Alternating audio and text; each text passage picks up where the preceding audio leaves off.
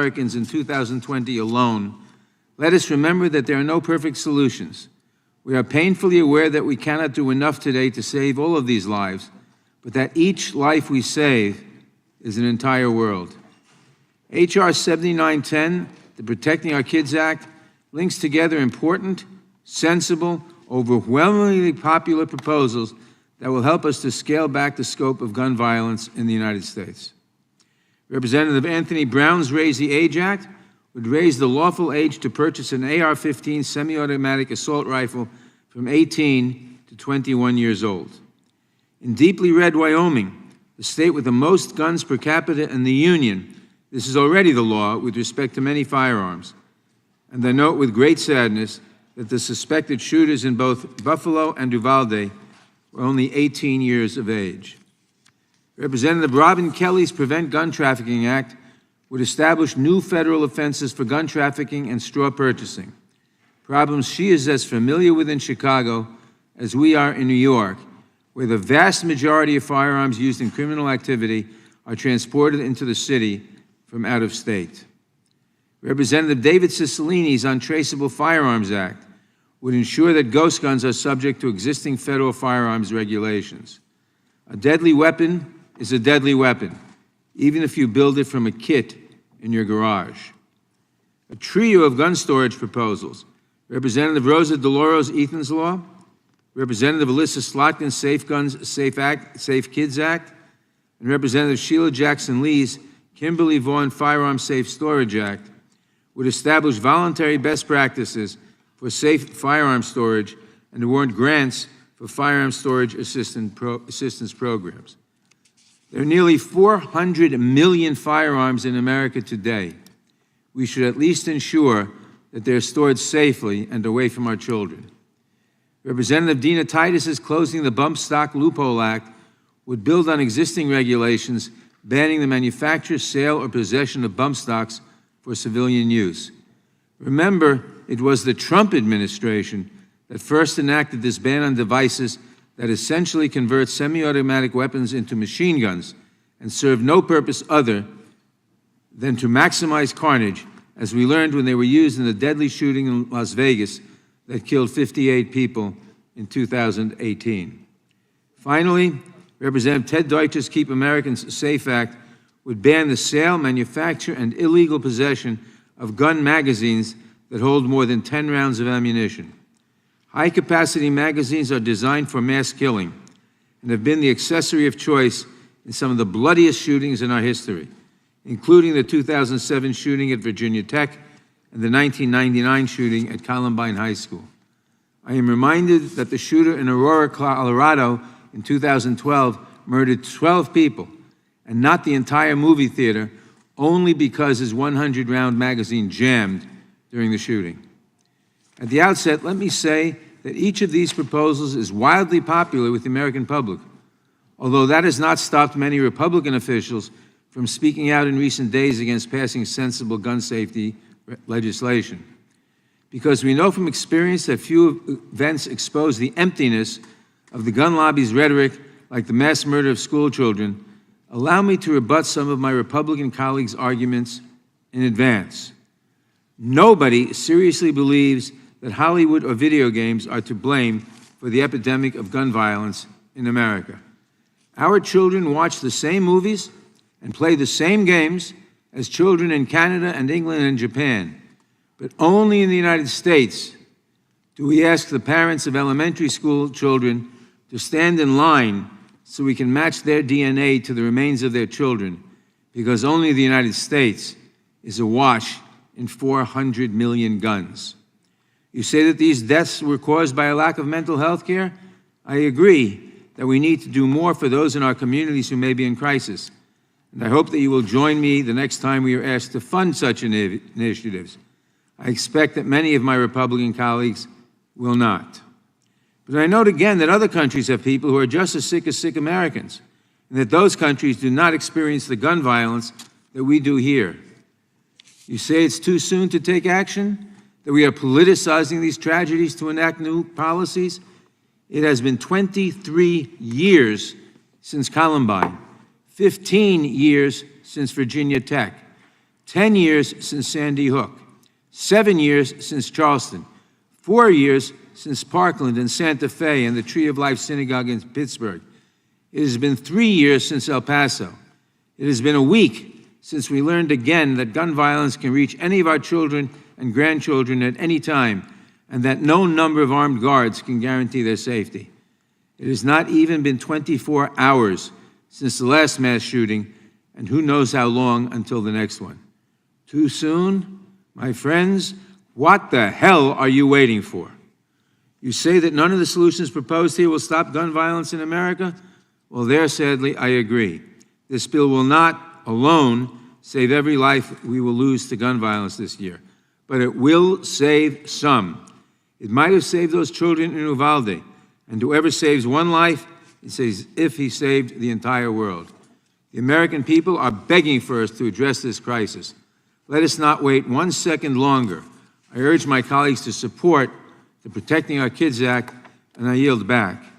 I now recognize the ranking member of the Judiciary Committee, the gentleman from Ohio, Mr. Jordan, for his opening statement. Thank you, Mr. Chairman. Mr. Chairman, life is precious, especially the lives of children.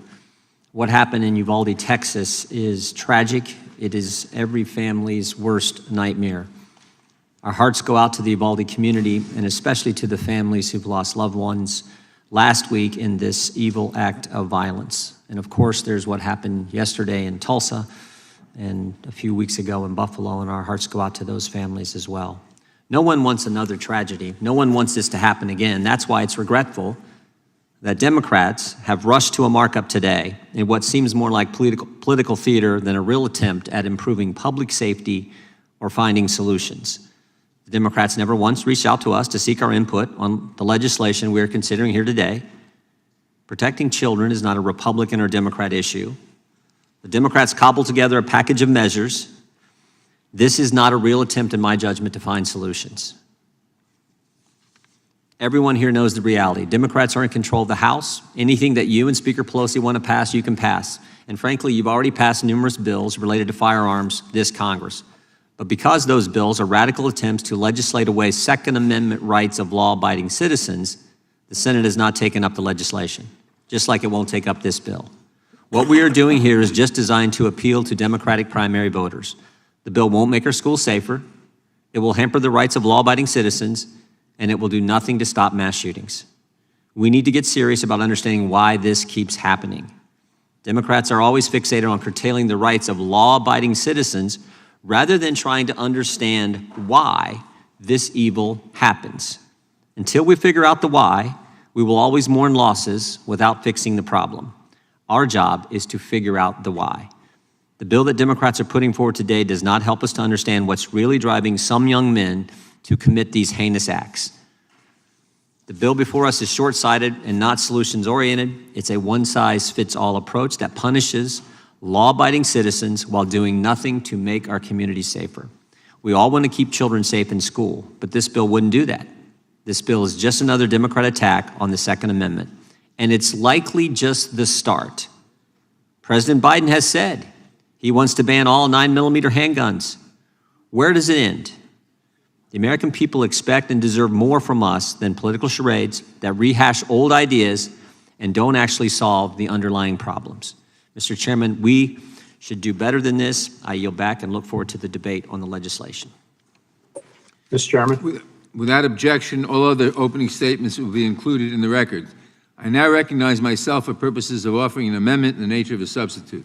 The clerk will report the amendment. Amendment in the nature of a substitute to H.R. 7910, offered by Mr. Nadler of New York. Without objection, the amendment in the nature of a substitute will be considered as read and shall be considered as base text for purposes of amendment. I will recognize myself to explain the amendment. The amendment makes only cosmetic changes and makes no substantive changes to the bill. I urge all members to support it, and I yield back the balance of my time. Are there any amendments to the amendment in the nature of a substitute? For what purpose does Ms. Jackson-Lee seek recognition? I'd like to strike the last word. Gentlelady is recognized. A few minutes before this hearing, I spoke to Mr. Garza. I spent time with Mr. Garza in Uvalde. this past Sunday. Marie, just a baby in the 4th grade, dialed 911. She may have saved or tried to save many lives. In the pillage, carnage, and death, what was to be a wonderful ending of her 4th year in school. She didn't have that opportunity. Garza lost his only child. He pleaded on behalf of broken parents, many of whom could not speak, for us to do something. For us to do something. Look at the faces. These are not class graduation pictures. They're dead children. Just like the dead grocery store shoppers in Buffalo, or the people simply seeking a medical appointment in Tulsa. This has been decades of work for many members around this table, including myself.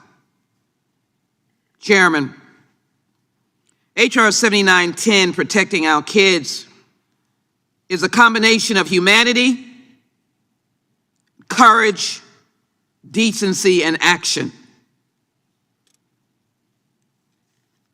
I'm holding the Constitution. I don't see a match that's lit the Constitution that has extinguished it.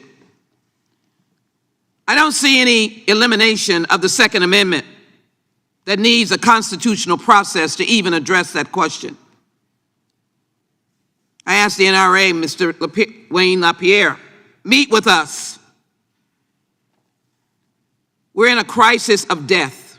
We have a war on the children of America.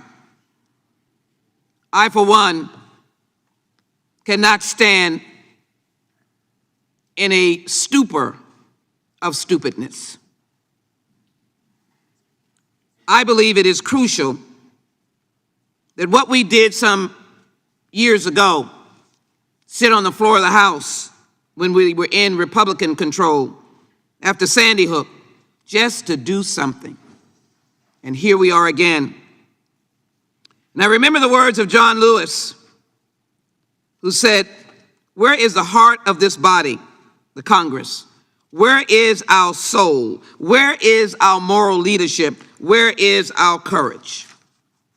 From Columbine, of which I served at that time on the Columbine Task Force, to the countless numbers of children that have died because guns have not been stored or guns did not have a device, as the storage bills reflect. This is the question of whether or not we as Americans are blind. Do we only see the power and money of gun manufacturers? Are we not sensitive to Boulder, Atlanta, Tree of Life, Marjorie Stoneman Douglas, Las Vegas, San Bernardino, Gilroy, Garlic, Washington Navy Yard, Sandy Hook Elementary, Virginia Tech, Aurora, the Sikh Temple, Emmanuel African Methodist Church, or Santa Fe in Texas, near my district? El Paso, if I did not mention it.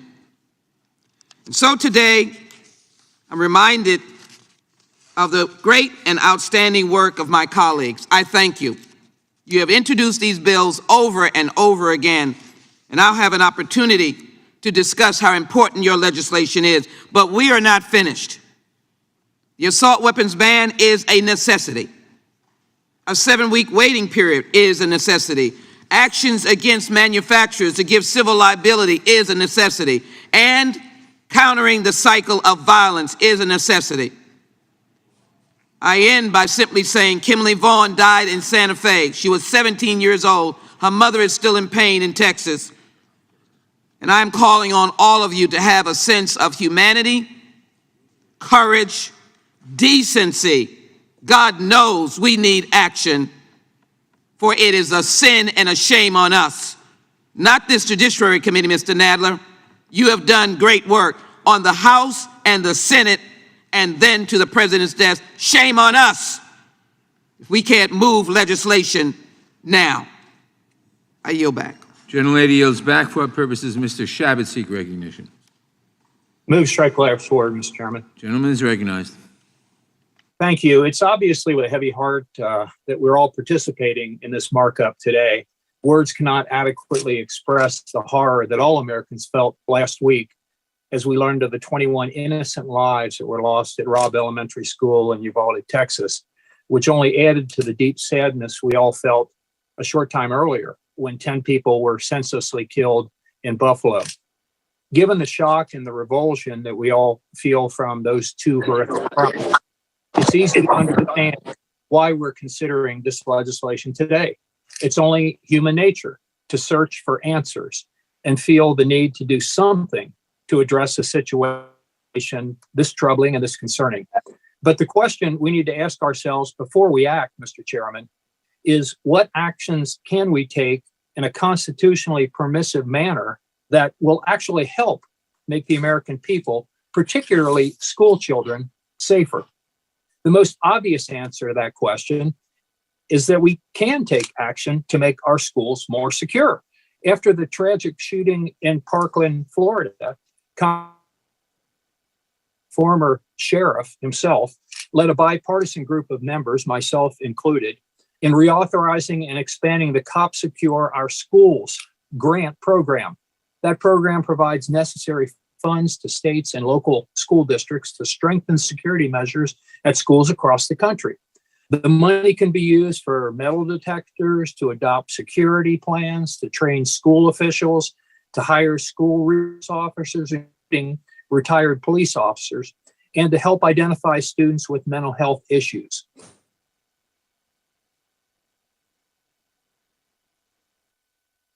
The students and teachers, but there's always room for improvement. And that's one area where I believe we could be working together to find common ground and make students safer, and it would be immediately. I also think we could work together on methods to better address the mental health crisis that's facing so many of our nation's youth today. Too often, the shootings that occur are perpetrated by primarily young men who feel marginalized and who appear to be suffering from some form or another of mental illness. Finding a way to identify these young people earlier and to help get them the treatment that they need before the tragedy strikes is a goal upon which I think we could all agree. As I mentioned earlier, the Secure Our Schools grant money can be used for that purpose. But as we saw in Buffalo, the issue is broader than just in our schools. There was also some agreement on bump stocks, which is why the ATF under President Trump acted to ban them.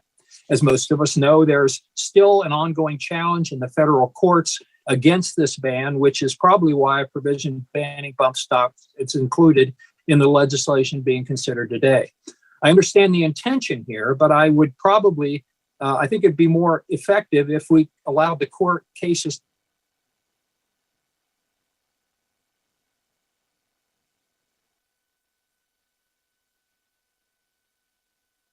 semi-automatic rifles by those under the age of 21.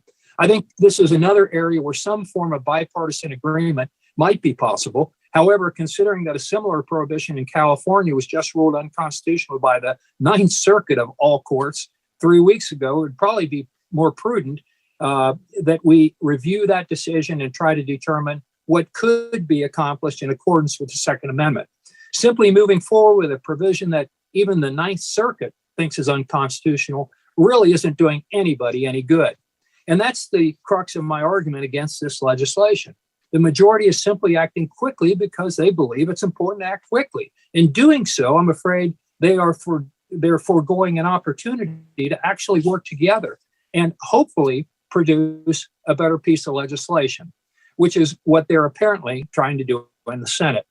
We could do it in the House as well, Mr. Chairman, but not if the majority is so focused on the speed of the legislation rather than its merits. I think we should stay focused on the merits. Unfortunately, that's not what we're doing today. And I yield back. The gentleman yields back. Without objection, a statement from Representative Rosa DeLauro, whose legislation, Ethan's Law, is an important component of the Protecting Our Kids Act, will be entered into the record. For what purpose does Mr. Cohen seek recognition? Strike the last word. Gentleman is recognized. This is no rush to action. This has been delayed for decades. I was here 15 years ago when Virginia Tech was the site of a mass killing. And in 15 years, we haven't gotten gun laws changed and reformed. This bill, which is somewhat of a compilation of other laws, all should have been law before but should be law today. And the Democrats are not rushing to anything. The public is demanding that we take action because they've seen what happened in Uvalde, Texas. They've seen what happened in Buffalo. They've seen what happened last night in Tulsa. It is happening all too often, and it's deadly. Assault weapons were banned from 1994 to 2004. It was constitutionally permissible.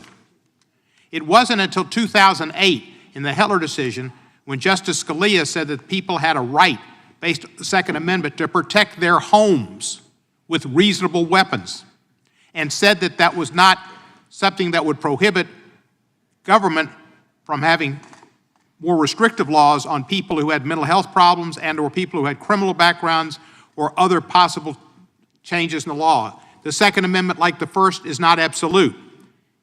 The First Amendment, you cannot defame people. You cannot go into a theater and holler fire. There are limits, and there are limits to the Second Amendment. And assault weapons is one of those limits we've had for 10 years. During that time, we had less mass killings in this country, and we should have it again. Assault weapons are made to kill. The picture that Ms. Jackson Lee had up here of those 19 children, the last time you'll be able, or anybody would be able to recognize some of them, because when they're hit with an assault weapon, they cannot be identified. They are obliterated, and they need DNA to identify them. They put holes in their bodies so large that there's no way they could survive. They are weapons of war and weapons of death and weapons of destruction that we should not permit out here. And when somebody who's 18 years old and right after their birthday, they go and one of the first things they do is buy an assault weapon, that should be a red flag. Where is that person coming from? That's what they want on their 18th birthday, is an assault weapon. They got a problem, which means we got a problem, which means those 19 kids and their parents and those 2 teachers have a problem forever. The NRA has too much of a grip on this Congress and on the Senate. It needs to stop. They're in the business of representing gun manufacturers and selling guns and selling ammunition and not caring about what it does to innocent human beings. They don't care about children. It's not just schools, Mr. Shabbat. My friend Mr. Shabbat talked about the school bill. Yeah, it's terrible what happened in Uvalde and in Parkland, et cetera. But it's movie theaters. It's grocery stores. It's anywhere in America. There's something gun-crazed about our country that we need to deal with. This isn't going to stop all the killings, but it'll stop some. Will it stop a law-abiding citizen? Sometimes, maybe. Will it stop non-law-abiding citizens? Yes. And that's what we need to see, that there are good background checks and that there are limits on who can get an assault weapon.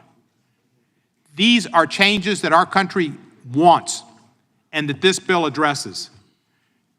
Bump stocks, the issue with keeping them in the courts, that's an issue about jurisdiction, not about bump stock and the ability of the Congress to outlaw them. It's whether justice could do it through rules and regulations. We need to do it by law, and ghost guns should be prohibited. Now there's some newfangled deal that I've come across in the city of Memphis where they've intercepted some metal parts that have come in from China that turn pistols into semi-automatic weapons into fully automatic weapons. Customs and Border Protection in Memphis have seized 40 devices recently that turn semi-automatic handguns to fully automatic. Now we're working on that. That should be prohibited too. There's something wrong in America, and this committee needs to deal with it today, and it will. I appreciate Mr. Cicilline's bill that does ban assault weapons. I had an amendment to do that today because it needed to be debated and it needs to be enacted. But for considerations of Mr. Cicilline's precedence on this bill, I'm not going to offer it today. But we need to pass it, and we need to pass everything here, and it's time that our Republican colleagues stopped offering just thoughts and prayers, but offered solutions and cared about the people who are dying. I yield back the balance of my time. The gentleman yields back. For what purposes the gentleman from Arizona seek recognition? Move to strike the last word. Gentleman's recognized. Thank you, Mr. Chairman. And the day after the Uvalde shooting, I had the opportunity to meet with CBP Chief Ortiz and also talk with marshals who were on the scene in that school. I happened to be in South Texas at that time. And it is not a tragedy. It is beyond a tragedy. A tragedy imputes some kind of non-intentional or accidental event. This was beyond that. This was a deliberate, malicious, evil event by this 18-year-old young man. And so it's beyond a tragedy, and it most certainly does need to be addressed and needs to be investigated further. There have been multiple accounts, as there normally would be, from parents, from law enforcement who was on the scene, from Border Patrol agents, the BORTAC unit, et cetera. I hope that we can get to the bottom of exactly what transpired there so we understand it more fully. I also express more than just heartfelt thoughts towards the families who were affected and the community itself that was impacted by this. But I also think it's important, Mr. Chairman, to consider a whole host of additional pieces of information. And I'm throughout the course of the day, I will submit various studies, articles dealing with these gun shootings. For instance, Mr. Chairman, I submit for the record a piece entitled "Chicago's had most mass shootings in the U.S. since 2018. What's the solution?" Without objection.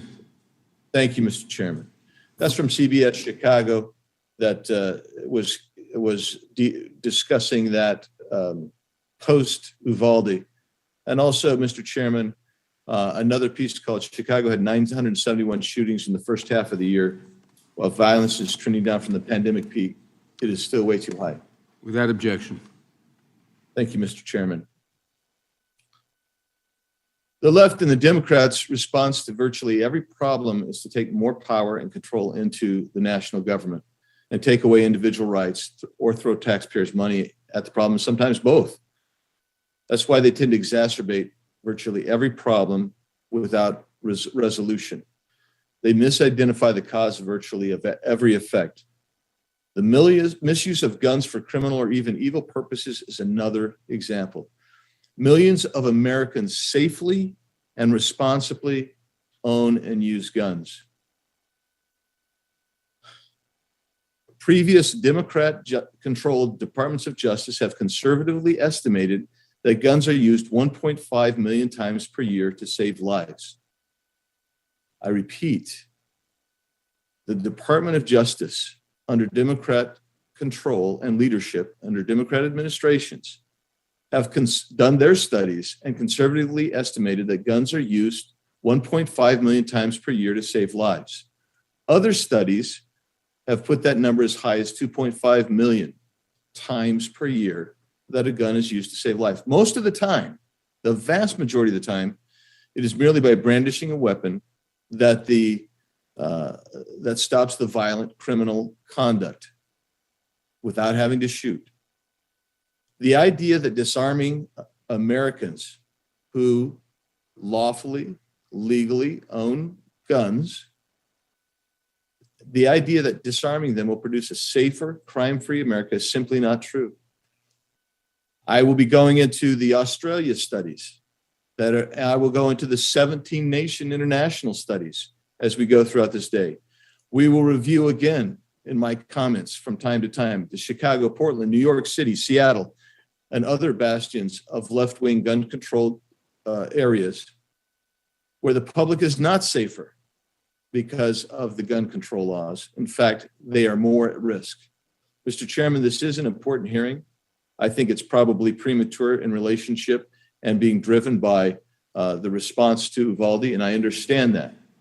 But I also think that sometimes visceral reactions might overshadow the statement of facts that we need to discuss. Mr. Chairman, I yield back. Gentleman yields back. For what purpose does the gentlelady from Texas seek recognition? Ms. Garcia. I move to strike the last word, Mr. Chairman. Gentlelady is recognized. Thank you, Mr. Chairman. And for many of us in Texas, our souls are crushed, our hearts are broken, but many minds are wondering, why is this still happening? No, this is not rushing. No, it's not premature.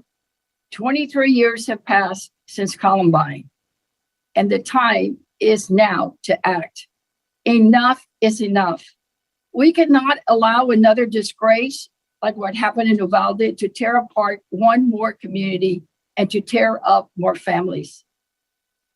Jacqueline Cáceres, Makina Lee Elrod, Jose Manuel Flores, Ileana Garcia, Irma Garcia, Isaiah Garcia, Ameri Joe Garza, Javier Lopez, J.C. Carmelo Loivamos, Tess Mata, Miranda Mathis, Eva Mireles, Elithaya Ramirez, Annabel Rodriguez, Maitai Rodriguez, Alexandria Lexi Rubio, Leila Salazar, Jayla Nicole Silgorio, Eliana Cruz Torres, Rogelio Torres.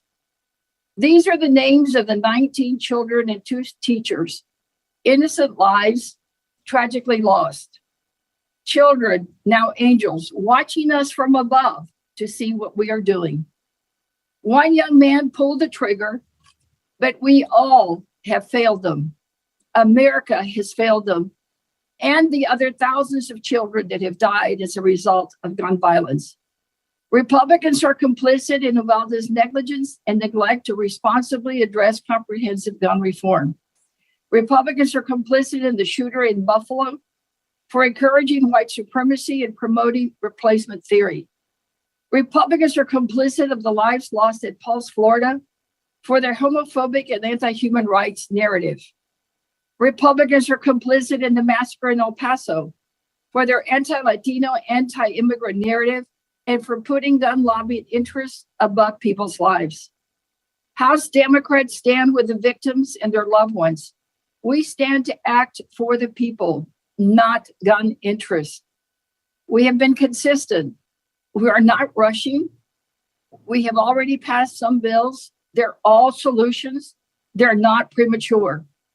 We have passed reforms and measures to ensure that we're protecting our communities and most especially our little children, our angels. The community that was assaulted here in Texas was a predominantly Latino community. So to my neighbors in Uvalde, I say this, no los vamos a olvidar. No vamos a olvidar los nombres y las caras de los 19 niños que perdieron su vida. No olvidamos los responsables de esta tragedia. Seguimos luchando hasta cuando ya pasemos reformas de la violencia de armas de fuego. Gracias. Thank you, Mr. Chairman. With that, I yield back.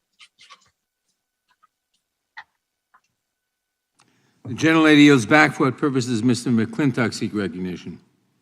To speak on the amendment. Clerk will report the amendment. No, he's talking about the amendment nature of a substitute. Oh, the gentleman strikes the last word. The gentleman's recognized. Thank you, Mr. Chairman. You know, the atrocity in Uvalde is shocking and heartbreaking in so many ways. The slaughter of innocents is the greatest of all human crimes, and I think it rightly prompts soul searching by all men and women of goodwill for the causes and remedies. It's disturbing, though, some have used this and other recent attacks to justify either partisan attacks like we just heard, or policies as before us today to make it harder for law-abiding citizens to obtain firearms in the hope that by doing so, that someday maybe they'll become unavailable to the lawless. Well, I think this overlooks the obvious immediate action that is long overdue in this world of sin and woe. You know, if you walk into any bank in this country, you'll see at least one armed guard whose purpose is to protect our money with lethal force. And yet at Uvalde and in so many other school shootings, we were not willing to protect our children with the same force as we protect our money. No one gives a second thought to an armed guard at a bank, yet the left is outraged by the mere suggestion of placing an armed guard at every school filled with innocent children. And when are we going to get serious and take the world as it is rather than how we wish it should be? Even for those trained and licensed to carry concealed weapons, it was against both state and federal law to bring a firearm into the Robb Elementary School. Every administrator, every teacher, every janitor obeyed that law. The only person who didn't was the madman. And that, in a nutshell, is the danger of gun control laws. You know, we have more than 50 years of experience now with these laws. They are extremely effective at disarming law-abiding citizens, as they were that tragic day in Uvalde. They are extremely ineffective at disarming madmen and criminals, as they also were that day. They create an environment where the gunman is king. Now, after every tragedy, politicians rush to pass more gun control laws, as we're doing today. We've been doing this now for 50 years. If these laws actually worked, wouldn't things be getting better by now rather than worse? The proportion of households with firearms has dropped significantly in the last 40 years. Shouldn't things be getting better and not worse? Meanwhile, we've neglected the obvious. The dangerously mentally ill are not confined and treated as they were in the past. I calculated in California alone, we'd have roughly 100,000 more mentally ill confined in mental facilities today if we maintained the same proportion of the population as in 1960. Those 100,000 dangerously mentally ill are out on our streets instead. Secondly, gun criminals often escape prosecution at the hands of woke district attorneys. Let me give you just one example. Hunter Biden illegally acquired a handgun despite being an admitted drug addict, a handgun that ended up being taken out of a public trash can 500 feet from a school. He also lied on his firearms application. Nobody's prosecuting him despite there being no dispute as to the facts. Why not? But most obviously and immediately, in almost every one of these atrocities, there was no shoot back. Now, ironically, just such an event happened the very next day in Charleston, West Virginia. A criminal with an AR-15 style rifle approached a graduation party. He fired into the crowd but missed. Moments later, a woman with a concealed weapons permit returned fire and killed him on the spot. You probably haven't heard of that incident because on that occasion, there was a good guy with the freedom to return fire. That freedom was denied at Robb Elementary School. You know, if we could actually banish all guns from all criminals, sign me up. But I suspect that gun laws will be about as effective at keeping guns out of the hands of madmen and terrorists and criminals as our drug laws have been at keeping drugs out of the hands of addicts. The difference is the drug laws don't disarm law-abiding citizens from defending themselves. Gun laws do. The one thing we can do right now, this instant, that will have an immediate effect in stopping such slaughters is to assure that every school has the same protection as your average bank and that every school official with the training and licensing can carry a concealed weapon if they choose. And if we're not willing to take that simple, immediate, and wholly effective step, then we're obviously not serious about stopping these outrages. I yield back. The gentleman yields back. For what purpose does the gentleman from Rhode Island seek recognition? I move to strike the last word. Gentleman is recognized. Mr. Chairman, I want to begin by thanking you for this markup and for bringing this really important piece of legislation to the committee. Guns have become the leading cause of death for American kids. Let that sink in, the leading cause of death. And for those who have said, oh, we're rushing this, more than 311,000 students have experienced gun violence since Columbine. So tell the parents who lost children, tell the family members who saw loved ones slaughtered that we're rushing. The real question is, why has it taken us so long? And there's one reason. We don't have Republican colleagues in the fight with us. We passed 2 bills to strengthen criminal background checks. Our ranking member just described those as radical attempts to take away the Second Amendment to explain Republican inaction in the Senate. That's a bill supported by 90% of the American people. Common sense, as well as closing the Charleston loophole. Enough with these bogus arguments about the Second Amendment. This is about fulfilling our responsibility to keep our constituents safe from gun violence. We have a gun violence epidemic in this country. Over 200 mass shootings, 27 school shootings just this year. And every one of those victims is a child, a sister, a brother, a parent, a loved one of people that we have a responsibility to represent in this country and in this Congress. This set of proposals will significantly reduce gun violence in this country. There's not a single bill we can pass that will eliminate all gun violence. We'd all be for that.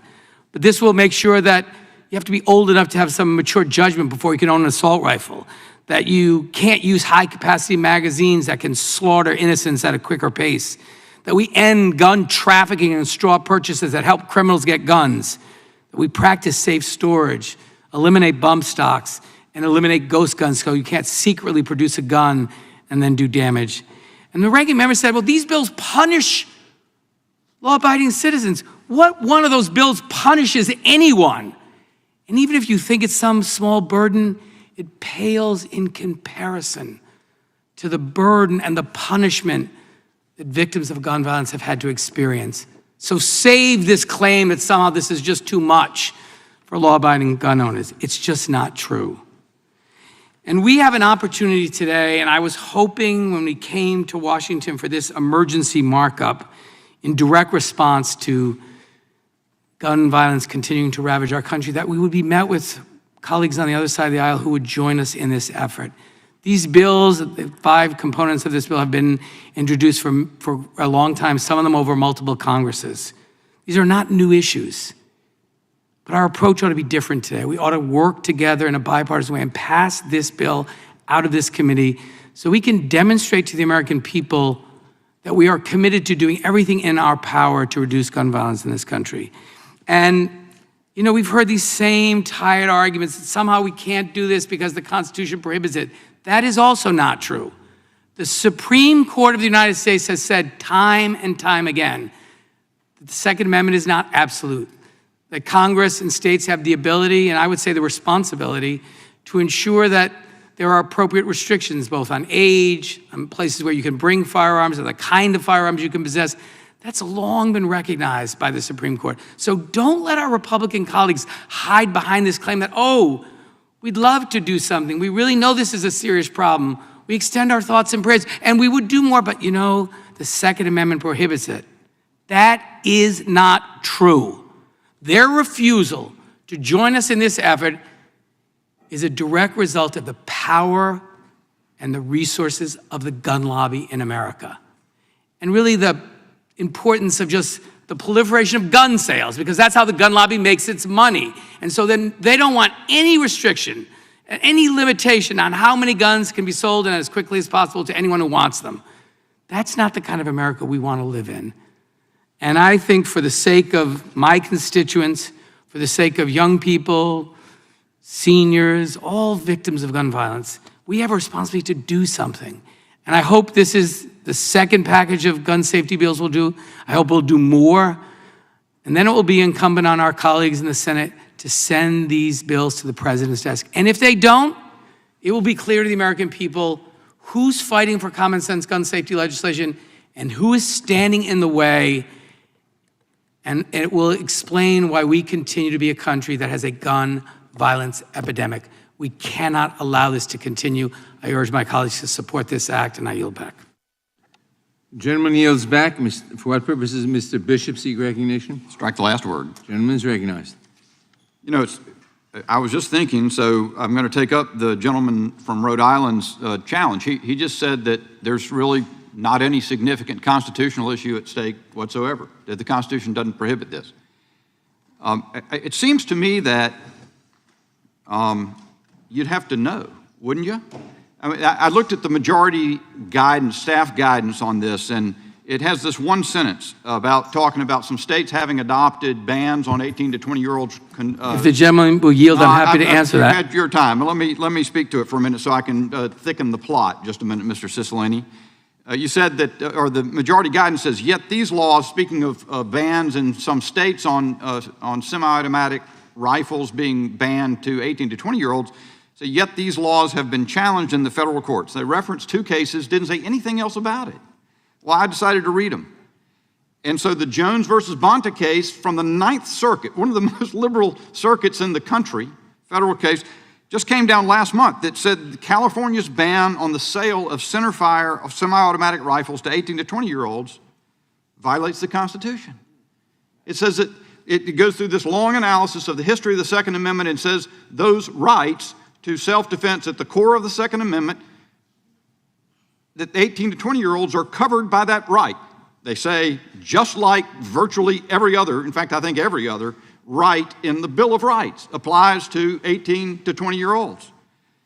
And there's another case. There's a case from the 4th Circuit, from where I come from. It was vacated for mootness after being issued, but it was an analysis of the federal ban on sales of handguns to 18 to 20-year-olds. And it said, this came to the same conclusion, that the Second Amendment applies. And even the dissenting judge there said, here the majority has done careful historical research and has assembled persuasive evidence that young adults aged 18 to 20 had Second Amendment rights at the time the amendment was ratified. So when we undertake to do something, in the words of the gentle lady from Texas, isn't it incumbent on the House Judiciary Committee to consider, to evaluate what the Constitution allows Congress to do consistent with the supreme law of the land? So at least 2 parts of this proposed hodgepodge raise questions about constitutionality. The ban on the sale of semi-automatic rifles and shotguns to 18 to 20-year-olds, and also the provision about gun storage at home. Heller, by the United States Supreme Court, spoke to that. Why would there be no analysis or no consideration? But there's a willingness to just ram through this package, and the answer is, we don't have any patience for you if you're objecting. The voices are raised, the accusations are made, Republicans are complicit. I can tell you this, and let me be clear, you are not going to bully your way into stripping Americans of fundamental rights. And it also, unfortunately, it follows a pattern that we've discussed before. Just a couple of weeks ago, you ran through a bill concerning amicus briefs in the Supreme Court that would require the disclosure of charitable organization donors in violation of their First Amendment rights of association. I pointed it out then, that you had attempted to do, the same party had attempted to do the same thing in 1958 in the NAACP case in Alabama. That you did the same thing, not coincidentally, in California, since we're talking about the California, the 9th Circuit decision. In another case involving Mr. Bonta, the Attorney General out there, just last year, you just blundered right over that because you don't care. You're cavalier about the leak of the draft opinion from the Supreme Court. You want to pack the Supreme Court.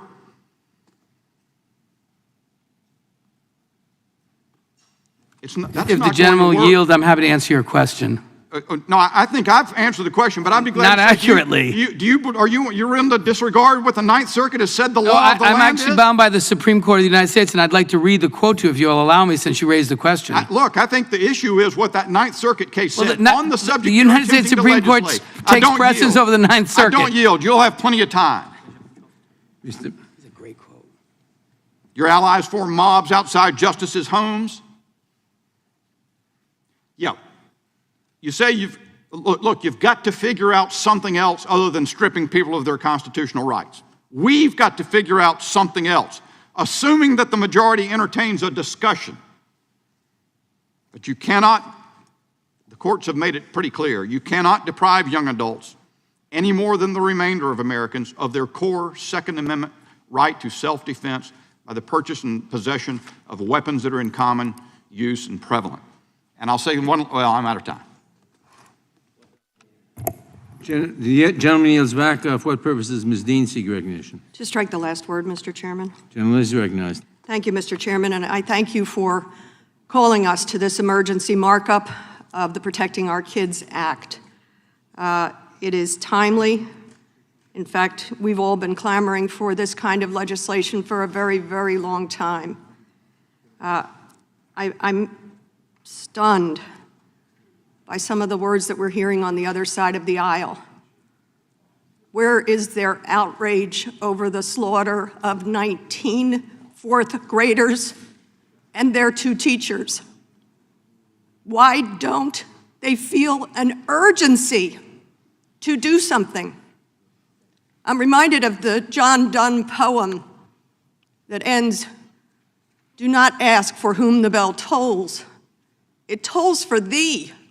It tolls for us." We have to stop saying, "Oh, where was the shooting? Tulsa? Buffalo? Uvalde? Parkland?" Stop asking for whom the bell tolls. Whose funerals are we watching this week? It tolls for us. Our souls are being drenched out of this society. Before I discuss the important merits of the legislation, let's ground the debate in these last 2 slaughters. Actually, they're not the last, but the 2 that were some of the urgency that brought us here. On May 14th, 2020, 10 Black people were killed in a racist mass shooting, simply shopping for groceries. Roberta Drury, 32. Marcus Morrison, 52. Andre McNeil, 53. Aaron Salter, 55.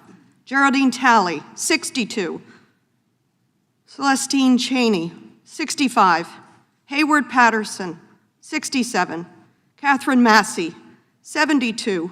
Pearl Young, 77. Ruth Whitfield, 86. It's untimely that we're here.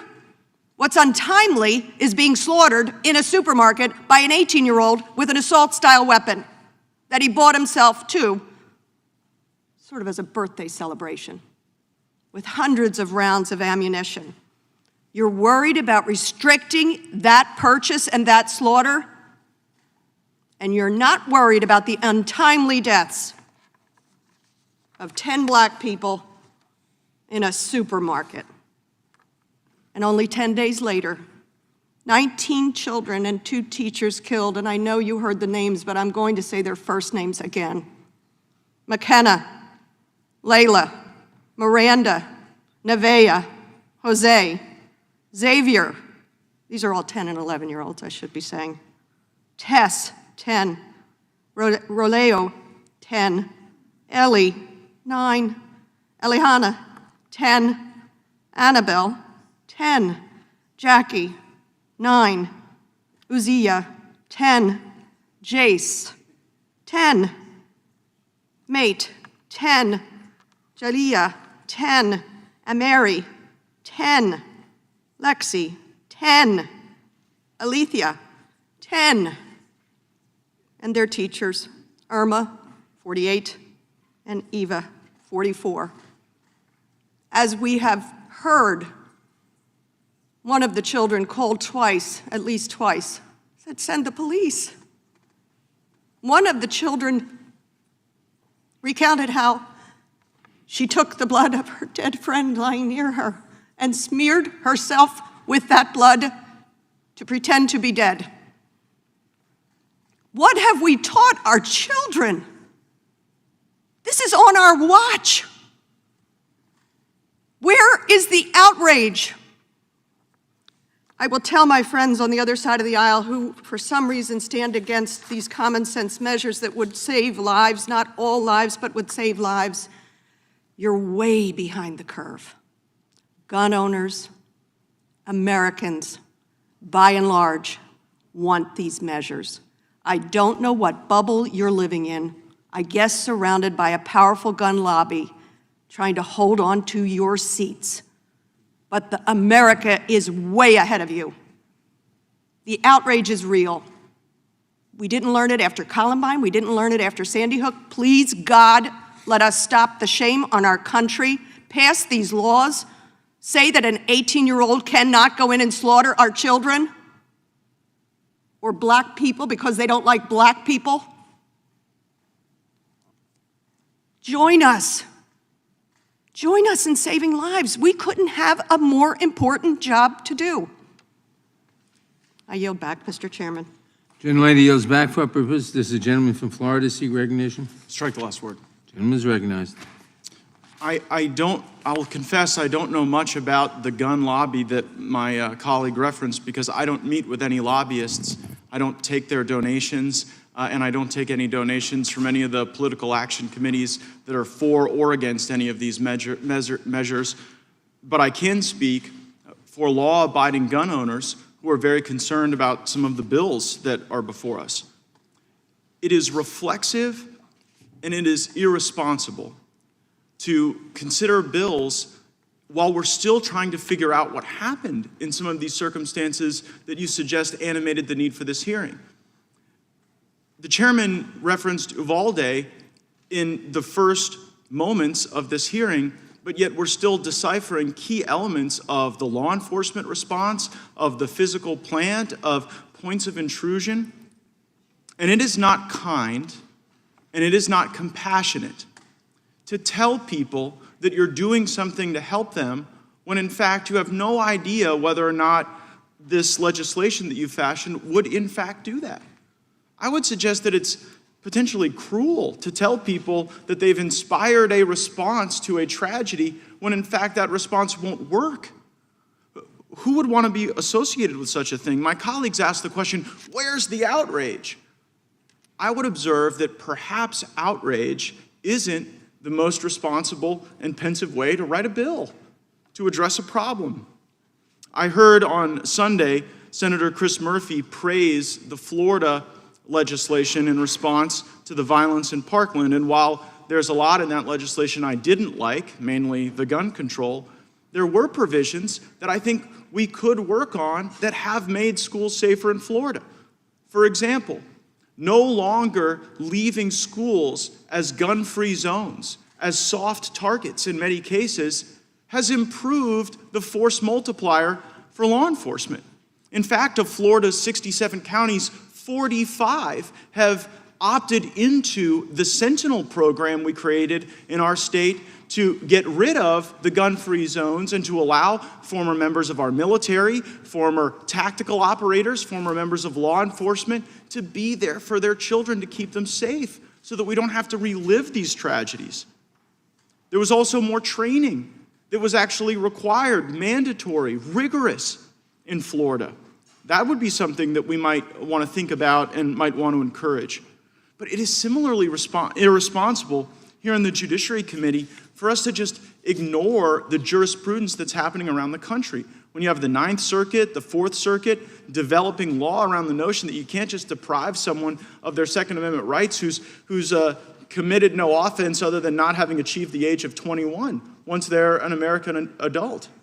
I sort of like Congressman Massey's legislation that maybe everyone who's a voter or on their way to vote ought to have the opportunity to carry a firearm to ensure that they're not subject to any intimidation. I heard my colleague, Mr. Cohen, talk about the need to pass this legislation despite the fact that it will stop law-abiding citizens from being able to exercise their right. And I guess that is the accepted collateral damage. What people need to hear is that stopping law-abiding citizens from exercising their rights is okay, even in a world in which we're not making school shootings less likely because we're not appropriately tailoring the remedy to the problem. We've got all this ghost guns and gun tracking legislation up today. Were any of these school shootings, were any of these guns ghost guns? You know, and so it seems to be sort of gun control in search of a tragedy to lash onto to animate the desire to have more gun control. And I believe the gentleman from Tennessee also said, well, it'll also stop the non-law abiding. And perhaps we should realize that our laws don't have their own fiat. right? They aren't in and of themselves determinative of human behavior. And to suggest, I was watching the NBA Finals, and I heard Shaquille O'Neal observe that in the communities that he's familiar with, the access to guns is not the problem. Anybody can get the guns. And maybe if that's true, and he was speaking of course, non-legal ways to get guns, maybe we ought to focus on the circumstances that cause these people to commit these shootings. Maybe we ought to get rid of the gun-free zones that are causing this scourge of violence. And maybe we ought to really put the victims first, not through virtue signaling, but through pensive, thoughtful legislation. Gentleman yields back for our purposes. The gentlelady from Georgia seek recognition. Thank you, Mr. Chairman. I move to strike the last word. Gentlelady is recognized. We are paying for gun violence every single day of our lives. We are paying for the weapons of war on our streets with the blood of children sitting in our schools. We are paying for unfettered access with mothers and fathers waiting in line for a DNA test, forced to find out if it's their child that's riddled with bullets and maimed beyond recognition. We are paying for this deadly culture with the lives of the American people, with the lives of who we in this room are sworn to protect. Do we have the courage right here in this body to imagine the phone call parents across Uvalde received last week? The phone call that confirms our fear, our singular fear that my child is dead and that I was unable to protect them, because I know that phone call. Parents across the country know that phone call. It's a sucker punch to my stomach every time I learn there's another phone call. A phone call that brings you to your knees when the desperation will not let you stand, that leaves you gasping for air when the agony will not let you breathe. And for days and for months and for years, you cry out to God in your grief. Was my child afraid? Did he feel the pain as the bullets ripped through his skin? How long did it take him to die? Was it quick, or did he suffer? My son Jordan was only 17 years old when he was shot by a man with a gun who didn't like the loud music that he was playing. I had dreamed of who he would become. I had dreamed of watching him walk across the stage for his high school graduation, filled with excitement for college, hope for his future, and dreams for the world that only a teenager can have. The same racially motivated violence that took my son, that murdered 10 Black Americans in Buffalo, is being replayed with casual callousness and despicable frequency. Since last week, when 19 children were gunned down at their desks, we have lost over 700 Americans to gun violence. Last night, 4 Americans were murdered as they worked, murdered while they tried to mend, murdered while they tried to keep families whole. Are we okay with this as a nation? Is this the status quo that we all accept? What rights do we give our children as we bring them into this world? What rights has God given them as they grow in our homes and in our hearts?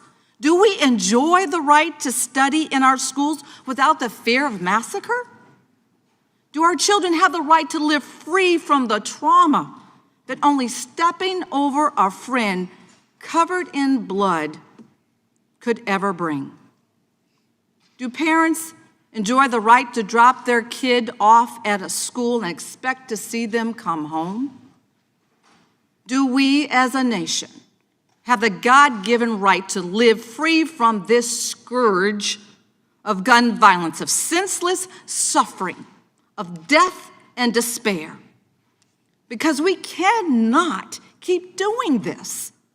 An entire generation of children are learning that the adults they look up to cannot or will not protect them. We all agree that the status quo is unacceptable. We all understand that the murder of our children cannot continue, and we have solutions that a majority of American people believe in. They are common sense compromises that will keep American children alive.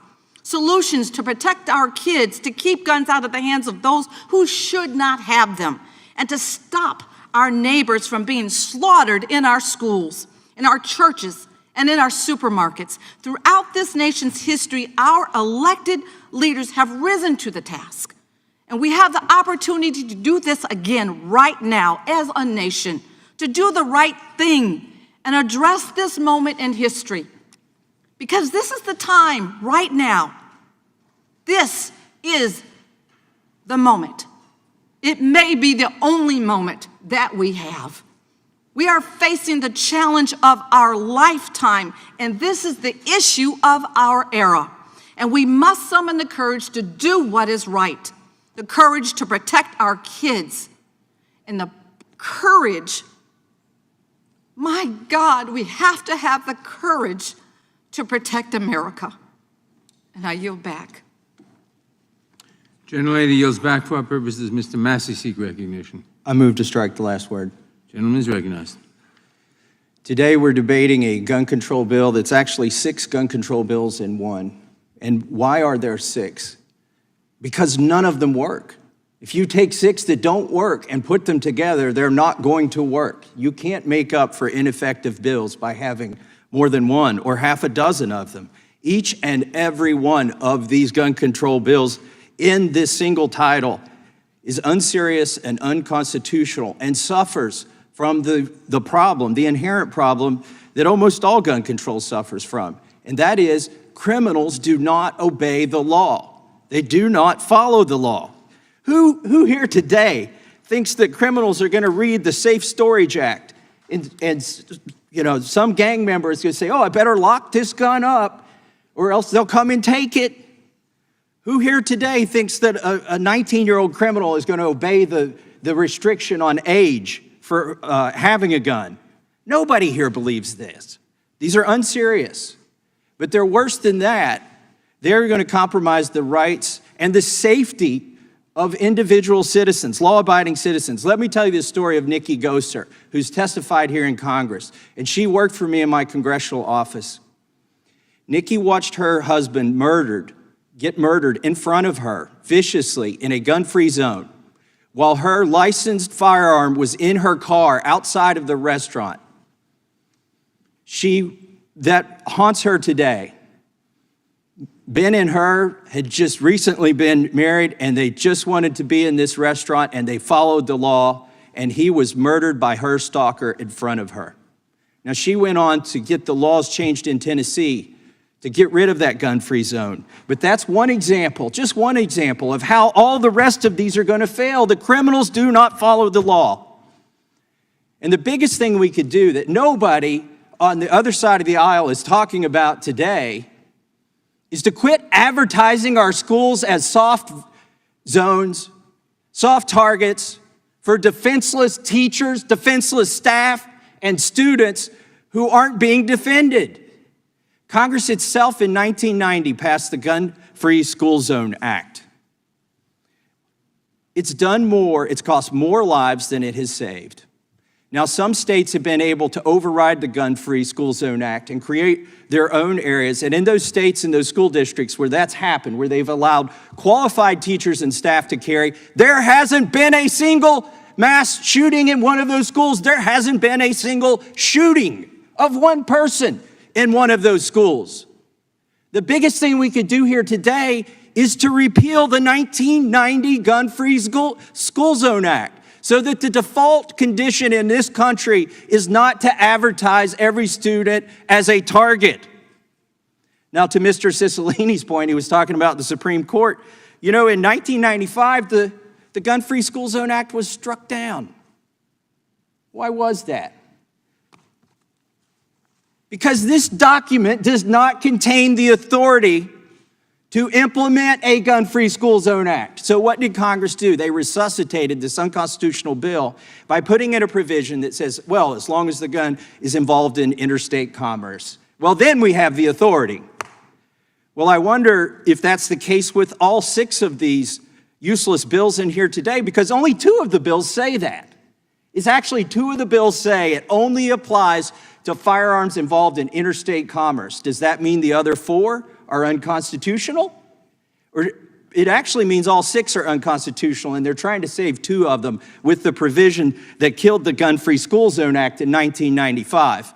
By the way, they overturned Mr. Lopez's conviction, and he went on to serve in the Marines, the one who was convicted of violating the Gun-Free School Zone Act. But Congress came back and resuscitated it, and unconstitutionally so. But there is a conflict between these 6 bills. Some of them recognize the constitutional flaw, and some of them don't. And I want to close with this. Some of my colleagues have said that the assault weapons ban from 1994 to 2004 reduced mass public shootings by 40%. They make up a number a lot of times, but I'll take whatever number they use. Do they know that sales of AR-15 style weapons went up from 1994 to 2004? Because it was just a cosmetic ban. So if the assault weapons ban had any effect, how did it have an effect? The ownership and sales and transfer of AR-15 style weapons went up during that period. So I would just close by saying, you can't make a good law by putting 6 bad laws together. It's not going to work. It will infringe on our constitutional rights, and the Democrats don't seem to care. I yield back. Gentleman yields back. For what purpose does Mr. Johnson of Georgia seek recognition? I move to strike the last word. Gentleman is recognized. You know, it's been 9 days since we lost 21 souls in Uvalde, Texas. 19 children and 2 teachers. We can't ignore our problem, which is out of control gun violence in America. We must lead, we must act, and we must act now. Acting now will take courage. Each of us on this committee should call forward some semblance of courage, like the courage that was on display last week by those brave Border Patrol agents who put their lives at risk to stop the carnage in Uvalde. I ask my colleagues on the other side of the aisle, can you put aside your thirst for raw power and muster the courage to stand up for our kids and against the NRA?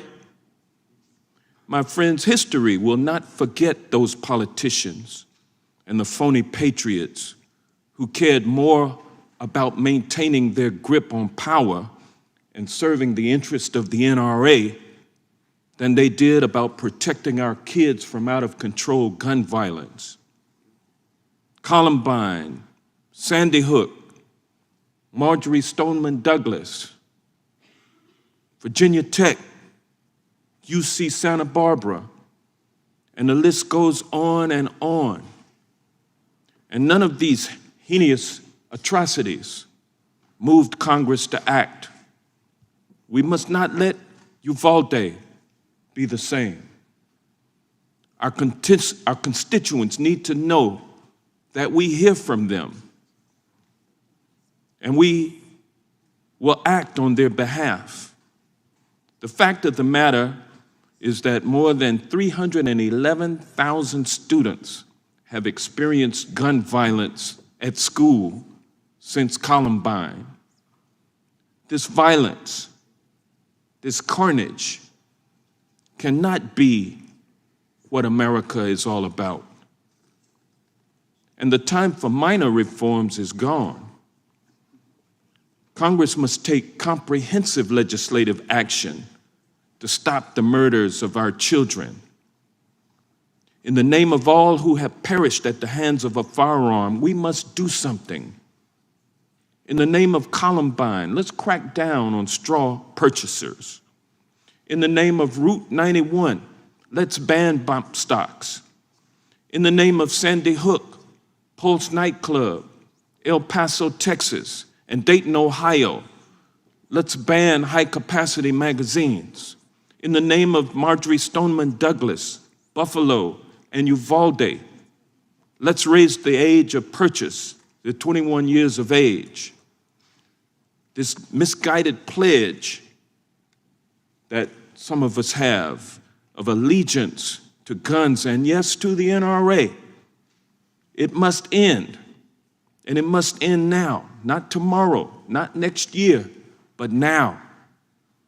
For the people of the United States, demanding meaningful, effective action, let's pass the Protecting Our Kids Act. And with that, I yield back. The gentleman yields back. For our purposes, Mr. Tiffany seek recognition. I move to strike the last word. Gentleman is recognized.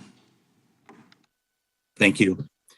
Anytime we address gun violence, we should also address the state of affairs of our society. We should address crime and mental health. We must also address the family unit, forging the future of our society. Look at the story of the young man who did so much damage in Uvalde, Texas. None of the latter seems to get any attention from this body, and the knee-jerk reaction is to always punish law-abiding citizens for the sins of the few. The answer is always to place more restrictions on the masses instead of holding the individual accountable. The problem is not being addressed today. The majority, instead of working in good faith across the aisle to find real solutions to these problems, are now here talking about protecting our kids with a bill that does little of that. This bill ignores the real mental health crisis in the country. It ignores the countless failures by the FBI and local jurisdictions in failing to act on actionable information. It ignores how the defund the police movement influenced school districts across the US to rid themselves of school resource officers and police. It ignores the school systems trying to replace the family by withholding information from parents about their own children. This social experiment going on in our military, our schools, and our society is contributing to this mental health crisis, the deterioration of family values, and our skyrocketing violent crime rates. The question was posed by the lady from Pennsylvania. What have we taught our children? It is a very good question, and it's not being answered today.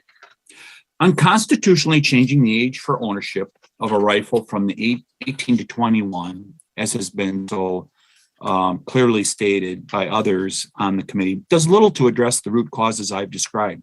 Neither is creating a gun owner database through the IRS, one of the provisions of the 6 in this bill.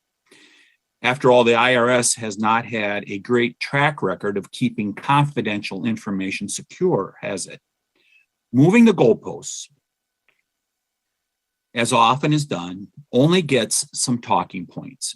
Real solutions require reaching across the aisle and addressing all of these issues, not messaging that exploits tragedies to try and take away our rights and eventually have to be struck down by the courts.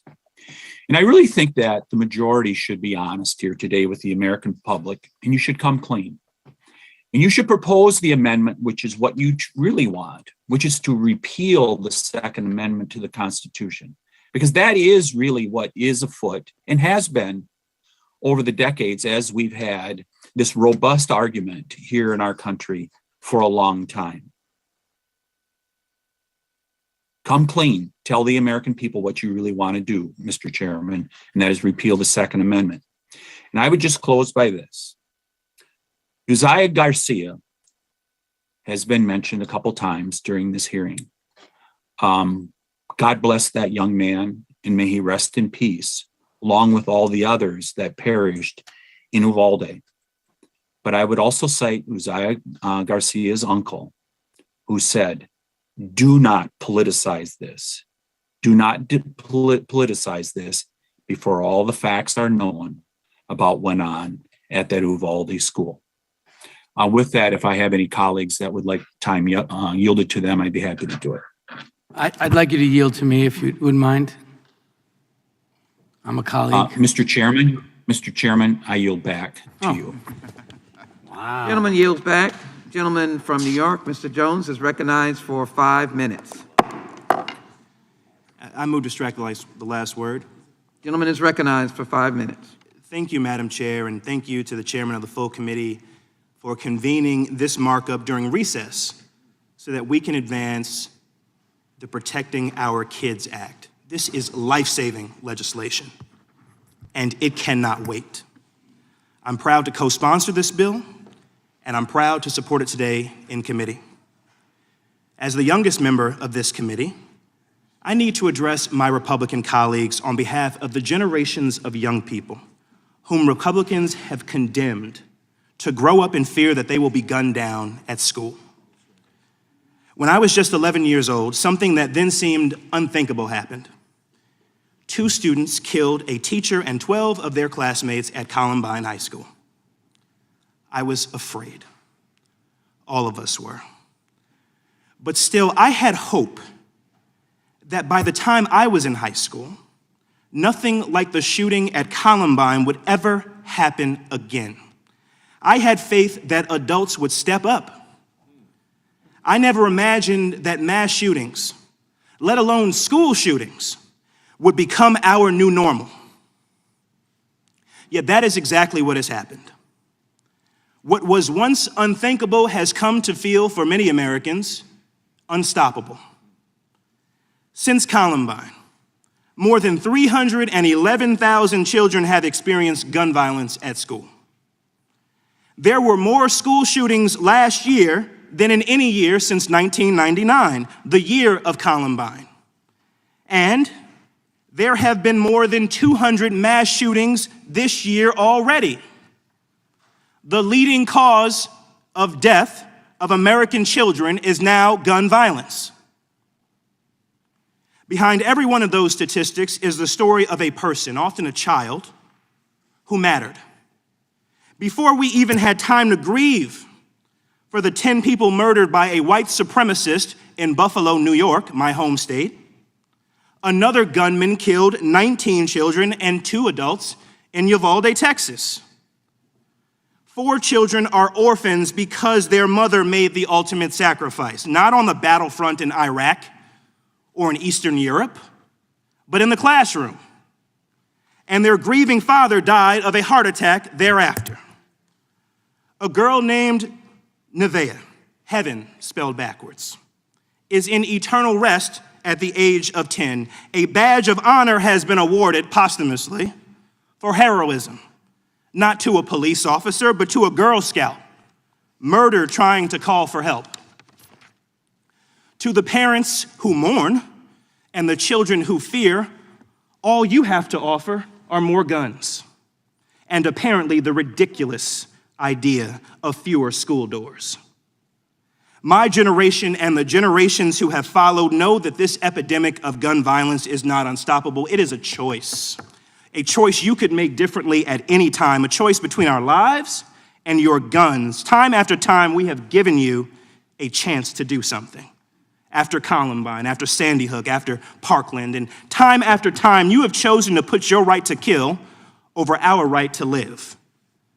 But your selfishness and your indifference have not killed our hope. You have transformed it. Before, we believed that you might do what the people overwhelmingly support and help advance common sense gun violence legislation. Now we know that it is up to us to save ourselves from you. We did not choose this fight. We had our own dreams for our lives, the same as you did when you were kids, but we can't let you get away with this anymore. Enough is enough. Enough of you telling us that school shootings are a fact of life when every other country like ours has virtually ended it. Enough of you blaming mental illness and then defunding mental health care in this country. Enough of your thoughts and prayers. Enough. Enough. You will not stop us from advancing the Protecting Our Kids Act today. You will not stop us from passing it in the House next week, and you will not stop us there. If the filibuster obstructs us, we will abolish it. If the Supreme Court objects, we will expand it, and we will not rest until we have taken weapons of war out of circulation in our communities. Each and every day, we will do whatever it takes to end gun violence, whatever it takes. What we will do is not fail the children of this country the way that you have failed us, the generations of Columbine, Sandy Hook, Parkland, and Uvalde. I yield back, Madam Chair. The gentleman yields back for our purposes. The gentleman from Ohio seek recognition. Move to strike the last word. Gentleman is recognized. Thank you, Mr. Chairman. Now we know. Now we know where they want to go. We just said it. End the filibuster, expand the court, forget the Constitution. Now we know. Democrats blame guns. They criticize the NRA. They call Republicans names. But let's be honest. They've told us what they want to do. Their real beef is with the Second Amendment. Their real beef is with the Second Amendment. Think about what this bill does. Mr. Massey just outlined the 6 bills thrown into one. What this bill does, it tells law-abiding citizens when you can get a gun, what kind of gun you can get, what accessories you can get for your gun, and where and how you have to store it in your own darn home. That's what this bill does. This is an assault. This is the start. This is the start. We know it's the start because Ms. Jackson Lee, the first person to speak on their side, said this: we're not finished. This is just the beginning. Their goal, plain and simple, is to get rid of the Second Amendment. Joe Biden said it the other day. He said he wants to ban 9mm handguns. Michael Moore said it last week. Time to repeal the Second Amendment, he said. We know where the Democrats want to go, and they don't care about the Constitution. Mr. Bishop pointed that out just a few minutes ago. They know the age limit in this bill is unconstitutional. We just had a decision last month from the most liberal circuit in the country. Said it's unconstitutional. They know the storage provisions are unconstitutional. The Heller decision said so. They don't care. Forget the Constitution. They want to change the country in so many dramatic ways. The gentleman from New York just talked about getting rid of the filibuster, packing the court. We know they want to pack the court because the chairman of this committee introduced a bill 14 months ago to pack the court. And the worst of it is, this bill would not address the tragedies we have seen unfold around the country in the last couple weeks. Would not stop the terrible events that we saw. Wouldn't harden schools. In fact, the spokesperson for the president just said last week, hardening schools is not something President Biden wants to happen, not something he believes in. I find that astonishing, but that's what she said. This bill would not stop the terrible events, it wouldn't harden schools, but it will sure take away the rights of the American people who follow the law. That's what this is all about. And it's just so wrong. But it is part of the pattern we have seen. And again, as Mr. Bishop pointed out a few minutes ago, this is the Judiciary Committee. You would think there would be the proper respect for the Constitution and for decisions reached by our circuit courts. Nope. We are so focused on taking away people's liberty. It's frightening to me when you put it all in context and you think about what the Democrats are trying to do to First Amendment liberties, now to Second Amendment liberties. This is what frightens the American people, and that's why we should vote this bill down, and we should come together as a bipartisan in a bipartisan way to figure out what we can do to help make schools safe, make sure that people are properly trained there, make sure the facility is the way it needs to be. We're all for that, but we're not for taking away this. We're not for taking away Second Amendment liberties, not for ending the Second Amendment like they want to do. Mr. Chairman, I would yield to the gentleman from North Carolina, Mr. Bishop. I thank the ranking member. Quote, we must dismantle white supremacy in all aspects of our society, and that means moving funding away from police departments and toward programs that improve public safety by helping to address the roots of systemic inequality. The gentleman from New York, the gentleman who just told us who he is, and I believe him. Except what the gentleman from New York described is annihilating the Second Amendment without repealing it in the manner contemplated by the Constitution of the United States. Would the gentleman yield? Understand what we are up against, because he just Would the told gentleman us. yield? He just told us, Will the gentleman from and I Ohio believe yield? him. I yield back to the gentleman from Ohio. Mr. Chairman, I yield back. Thank you. I wasn't aware that Michael Moore was a Democratic member of the House. For what purpose does the gentlelady from Washington seek recognition? Mr. Chairman, I move to strike the last word. Gentlelady's recognized. Mr. Chairman, we originally called this markup to make a vow to the families of the 21 people, including 19 children and 2 teachers who were murdered last week in the 27th school shooting this year. A vow to the families of the 10 people killed in a supermarket by an 18-year-old gunman in Buffalo, New York, just 2 weeks before Uvalde, Texas. A vow to the families of so many mass shootings who have channeled their anger and their grief into pushing for action from Congress to take life-saving measures by passing legislation for common sense, necessary, life-saving gun reforms through the House of Representatives, and demanding that the Senate act to stop the insanity of mass shootings that plagues our country. And yet, before we could even have this hearing today, before the funerals have been held for those who died in Uvalde, just last night, America experienced another mass shooting at the St. Francis Medical Building in Tulsa, Oklahoma. At least 4 people died, people who themselves were working to save lives, people who were parents who left behind children, people who should be alive today. Reports from the scene detail the shooter carrying 2 guns, one an AR-style semi-automatic rifle, like the one used in the Uvalde massacre, bought just yesterday, carrying those 2 guns through the medical buildings before the shooting began. And because of Oklahoma's open carry law, hospital personnel were unable to do anything before the shooter began his rampage. And while we don't know the details, let me remind you that Republicans, in their never-ending pursuit to increase the number of guns on our streets and in our schools, passed laws in Oklahoma so that no permit is needed to purchase a firearm from a private individual, no waiting period is required to purchase a firearm, and no firearm registration is required in the state.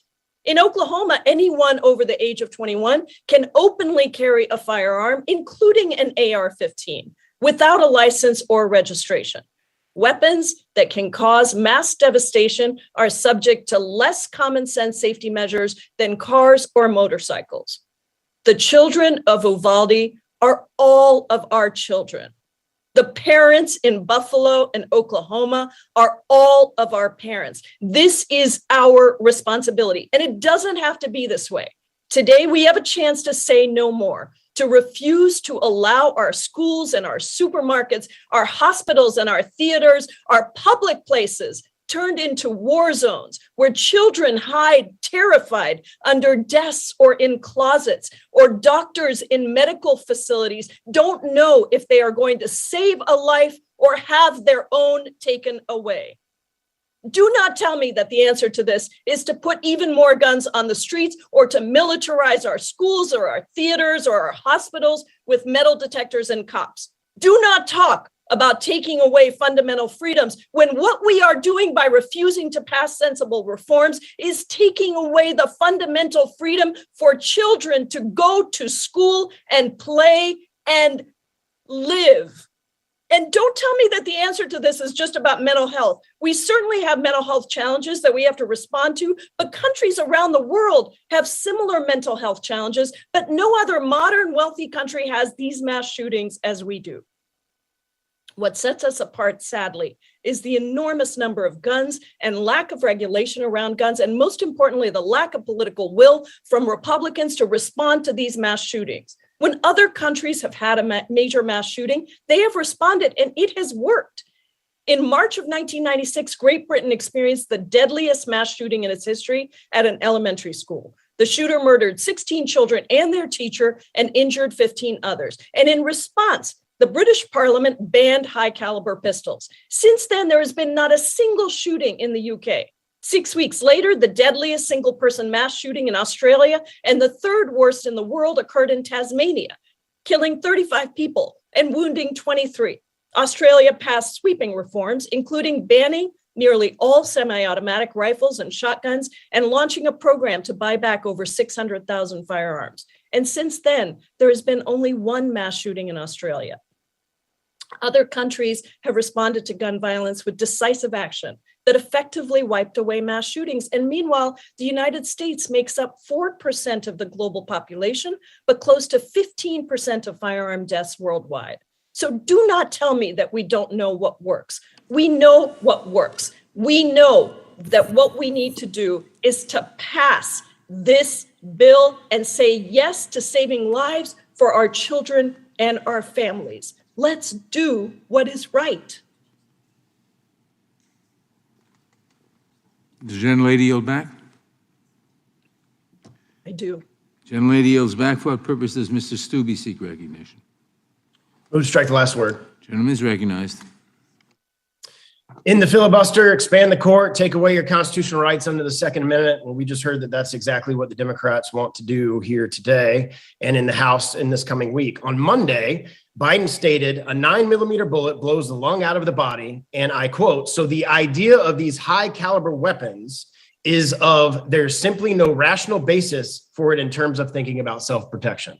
So you can't protect yourself with a 9mm. I guess, according to Biden, only a 22 round ammunition would be sufficient. Then the White House walked back that statement and said he supports a ban on the sale of assault weapons, which there's no such thing, and high capacity magazines.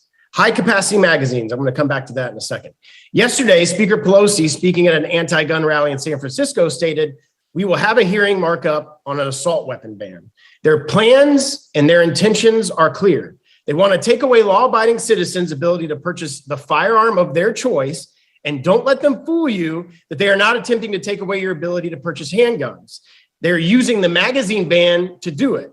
Last year in 2021, the Glock 19 was the highest sold handgun in the United States. It comes with a 15-round magazine.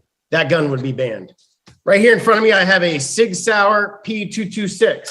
Comes with a 21-round magazine. This gun would be banned. Here's a 12-round magazine. This magazine would be banned under this current bill. It doesn't fit because this gun was made for a 20-round, 21-round magazine. This gun would be banned under this bill. Here's a Sig Sauer 320. It takes a 20-round magazine. Here's a 12-round magazine that would be banned. It doesn't fit because it would be banned. This gun would be banned under this bill. Here's a gun I carry every single day to protect myself, my family, my wife, my home. This is a XL Sig Sauer P365. Comes with a 15-round magazine. Here's a 7-round magazine, which would be less than what would be lawful under this bill if this bill were to become law. It doesn't fit. So this gun would be banned. I hope the gun is not loaded. I'm at my house. I can do whatever I want with my guns. Here's a point of order. Is exactly what the Democrats want to do. Now let's just take the policy objectives that they're trying to accomplish and look at the municipalities that have actually passed it. Maryland, Washington, D.C., Cook County, Illinois, all have some of the strictest gun country laws in the country, including limiting magazines to only 10 rounds. By comparison, in Florida, there are significantly less restrictions and no limits on magazine size in the state of Florida. Would the gentleman yield for a question? Are these laws effective? Would the gentleman yield for a Let's look at the homicide question? rates in major cities and anti-gun jurisdictions that have magazine bans. Would the gentleman yield for a compare them to question? the state of Florida, where we have freedom and the ability to carry whatever firearm we want. Would the Jacksonville, gentleman Florida, yield for a the question? largest city by area in the state, in my state. Would the gentleman yield for a question? Yes or no? No, I'm trying to get my point across in the 2 The minutes answer that is I no. have left. Gentleman won't yield. The murder rate was more. Now, let me start back over, and I hope you give me my 10 or 15 seconds back that you just took. Jacksonville, Florida, the largest city by area in my state, the murder rate was more than half of DC or Chicago in 2021. And you are 4 times lower, and it was 4 times lower than in Baltimore, Maryland. All jurisdictions that have a magazine ban, you're safer in the state of Florida where we don't have it. If you live in Tampa, Florida, near my district, or in Orange County where Orlando is located, in 2021, you were roughly 3 times less likely to be murdered here in Florida, in Orange County, or in Tampa than in Chicago or DC, where they both have magazine bans. And you are a whopping 5 times less likely to be murdered than in Baltimore, Maryland, than in Tampa, Florida, or Orange County. Additionally, the state of West Virginia is instructive on this point. West Virginia has some of the most gun-friendly laws in the country, including permitless carry, no magazine restrictions. For purposes of comparing apples to apples, West Virginia also faces some struggles and has poverty levels comparable to nearby Baltimore and Washington, D.C. Yet someone is 9 times less likely to be murdered in West Virginia than in Baltimore, and approximately 5 times less than in DC, according to the most recent numbers in those jurisdictions. These anti-gun cities, particularly ones with magazine bans, have some of the highest crime rates in the country, and they are growing worse. These laws do nothing to stop crime, and no one here thinks they will actually stop mass shootings. This is a push to take away your right to carry whatever firearm you please to defend yourself. So I hope our colleagues in the Senate are paying attention. A magazine ban will not allow you to carry these type of handguns because they don't have the capacity to take such a small magazine. I yield back. Gentleman yields back for purposes. The gentleman from Florida seek recognition. I move to strike the last word. Gentleman is recognized. Thank you, Mr. Chairman. Mr. Chairman, I just returned from traveling to visit with other governments in Europe who have been receiving Ukrainian refugees, who have been standing up to Russia. It was an important series of meetings, but every single meeting started with expressions of sympathy and condolences and questions about how it is that the United States continues to have this horrific gun violence problem. I thought it would be important just to respond to some of what we've heard and to make clear what we're actually doing here. First of all, to the ranking member and to Mr. Bishop, I so resent being told that I don't care about the Constitution. We all do, and you know it's not true. Yes, there's a Ninth Circuit decision. There are also other circuits who have come down the other way. And when you refer to Heller, I think it's important to point out the words of Justice Scalia in the Heller decision when he said, like most rights, the right secured by the Second Amendment is not unlimited, who then went on to explain exactly how. So let's at least be clear that what's happening here, first of all, is constitutional. Now let's talk about what we're trying to do. We already passed legislation to require a check of one's background to make sure you don't have a violent history. There's nobody who's watching this who thinks that if you have a violent history, you should be able to buy a firearm. That's just straightforward. That's what we already passed, and that's what the Senate needs to bring up and pass. And look at what's in this bill. Raise the age for purchasing a semi-automatic rifle from 18 to 21. Let's also acknowledge that in America, you can't buy a handgun unless you're 21. That somehow hasn't been brought up today. By the way, you also can't buy a drink and you can't buy tobacco unless you're 21 either, but you can go in and you can buy a semi-automatic assault rifle, which, by the way, for every time someone sits in this meeting and says, well, nothing we're doing here would have prevented this. Well, actually, if we had a law that said you have to be 21 to buy, then these 2 AR-15s would not have been purchased. So that's what the 18 to 21 is. Also, Florida, my own Florida, raised the age to buy a gun to 21. It's a really important step that we can take. Also, we'll be voting, before I get back to this, we'll be voting on red flag laws, which Florida passed, which have now been used 5,800 times to make sure that people with violent histories don't do harm to themselves or to others. Florida did that. We want federal offenses for gun trafficking and straw purchases because we don't want people to feel that they're able to simply bring guns to cities that don't have restrictions, don't buy them where they don't have restrictions, take them to other cities. We're tough on crime in this committee, right? We all ought to be supportive of cracking down on gun traffickers who put people's lives at risk. Safe storage of firearms. Look, if you have a child in your house, my guess is for every one of my colleagues on this committee who owns a firearm, you store it safely. But shouldn't everyone, if they have a child in their house, have to store their firearm safely? That's what this bill does. Bump stocks. Let's remember what bump stocks are. Bump stocks in Las Vegas allowed the shooter to fire off his gun to do it more rapidly, to do it almost as a fully automatic rifle. Well, President Trump wanted to get rid of those. We're getting rid of them here. Everybody ought to be supportive of that. And then finally, on high capacity magazines, all we're doing is limiting the capacity. And we're not banning guns. We're not taking anyone's guns away. We're not taking anyone's magazine away either. We're limiting it. And you know why? Because when a shooter goes into a school and has to reload, or goes anyplace else where there are mass shootings, which is everywhere, and has to reload, it provides an opportunity for someone to stop him and stop the killing. That's what that's about.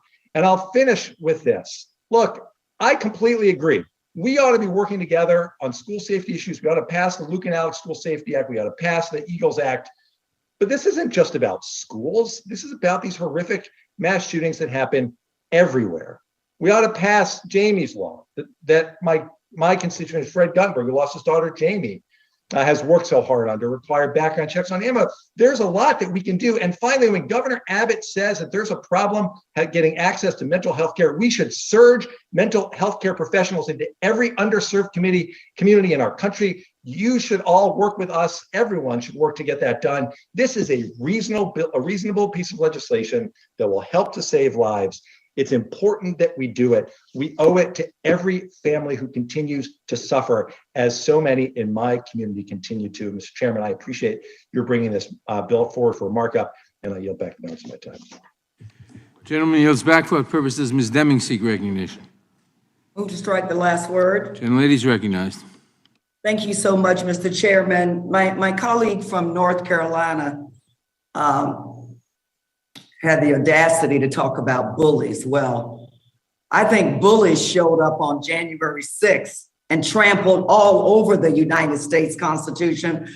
I think bullies are trying to take away a woman's right to choose. I think bullies all over this country are involved in gerrymandering and trying to suppress the right to vote. So if you want to talk about bullies, let's talk about those things. You know, it has been very interesting listening to this discussion. As a former police chief, a former crisis negotiator, the commander of the critical incident management team, I hardly know how to describe or begin to understand why people who have the power and the opportunity to do good, to make a difference, just simply refuse to do so, come hell or high water. And Lord knows we have seen hell come over and over again, whether it was Columbine, Sandy Hook, Virginia Tech, Las Vegas, El Paso, all our churches, Mother Emanuel, Sutherland Springs, in our movie theaters, our synagogues, grocery stores, the Pulse nightclub that just happens to be in my district, Parkland, Uvalde. And as my colleague said, before we can even get this hearing started today, a hospital in Oklahoma. Now, we all know that law enforcement is expected to do something to respond quickly and enforce the laws. Well, guess what? We as members of Congress are responsible for writing those laws, and we have watched hell come time and time again, over and over again, and simply have failed the American people. Well, I don't know about my colleagues on the other side of the aisle, but I am certainly not proud of that. Mr. Chairman, is there anyone really on this committee? Because sometimes it's hard to tell, is there really one who really believes that it's okay for an 18-year-old to purchase an assault weapon or an assault style weapon that can do unimaginable damage to the human body and also be able to purchase thousands of rounds of ammunition? Is there anyone on this committee who really believes that that is okay? The Ammunition Background Check Act, known as Jamie's Law, which my colleague, Mr. Dorch, just mentioned. Jamie was a young woman with her whole future ahead of us who lost her life at Marjorie Stoneman Douglas High School. Mr. Chairman, I ask my colleagues to not wait another day. And let's just sit back and see who's going to be killed next.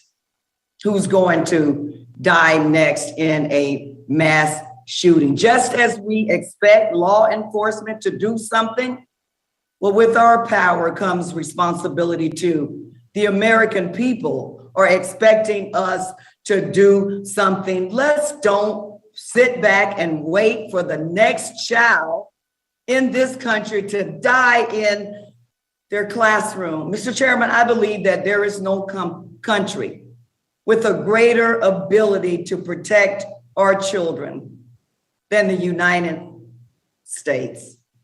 And there's been several people talking about Florida, talking about Parkland and laws that Florida passed. Well, let me be clear about this. It was the Republican-led legislation who thought that children dying at Parkland was ridiculous and shameful and appalling. And it was that legislation that raised the age, that legislation that imposed a 3-day waiting period, and that legislation or legislators that passed red flag laws. Somehow, through it all, through all of the politics that we see played today, they remembered, as we talk about constitutional rights, they remembered the rights of our children not to die by gunfire in the classroom. But you know what? They don't spend all of their time in the classroom. They go to church, they go to the balls, they go to the movie theater. We will be held accountable for acts of omission and commission. May heaven help us. Mr. Chairman, I yield back. The gentlelady yields back. For what purpose is Mr. Buck seek recognition? Right, the last word. Gentleman is recognized. Thank you, Mr. Chairman. Mr. Chairman, it is terribly sad what's happened in this country in the last few weeks and in the last few years, frankly. I was a federal prosecutor when Columbine happened and was part of a group that went into the school the day after. And what I saw was terrible. I had young children in school, and it impacted me and those with me and frankly, all of America.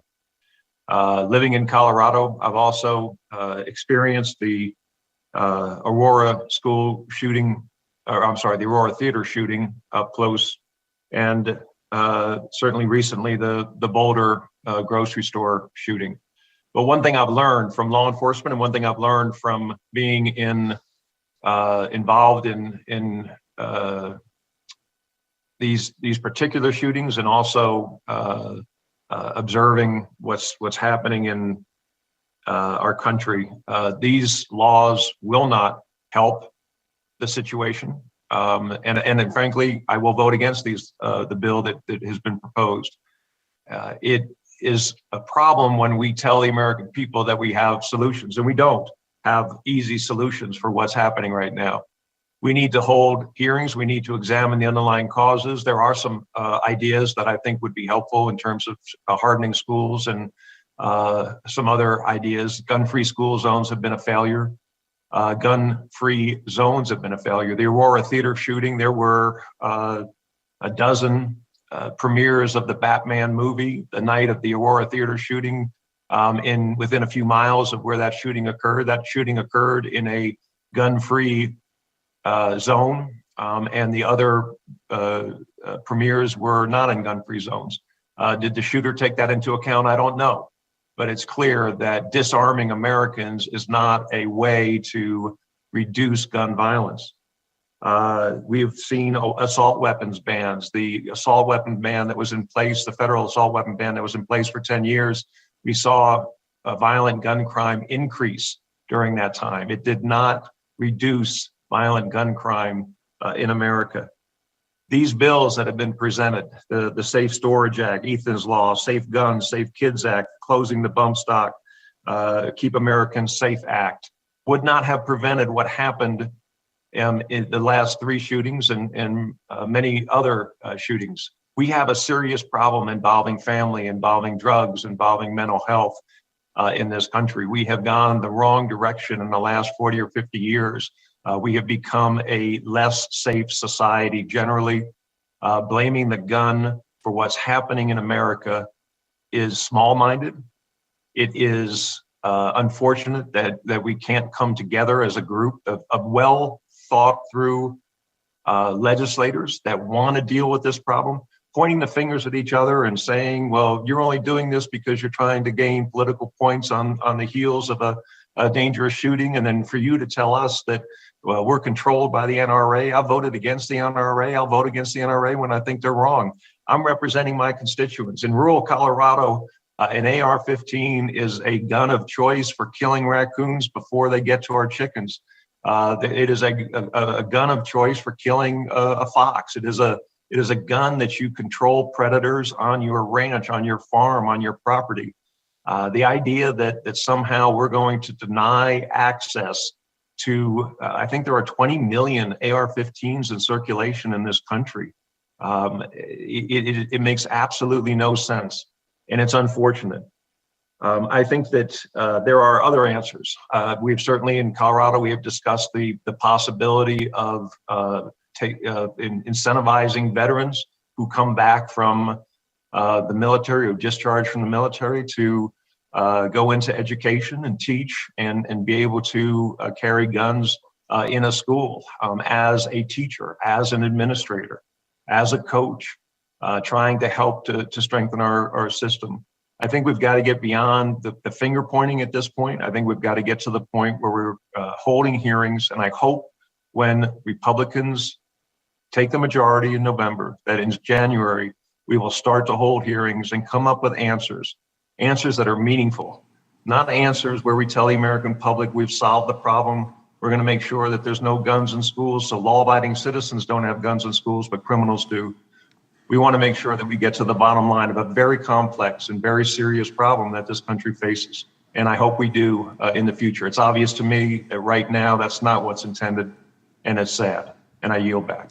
Gentleman yields back for what purposes? The gentleman from California seek recognition? Strike the last word. Gentleman is recognized.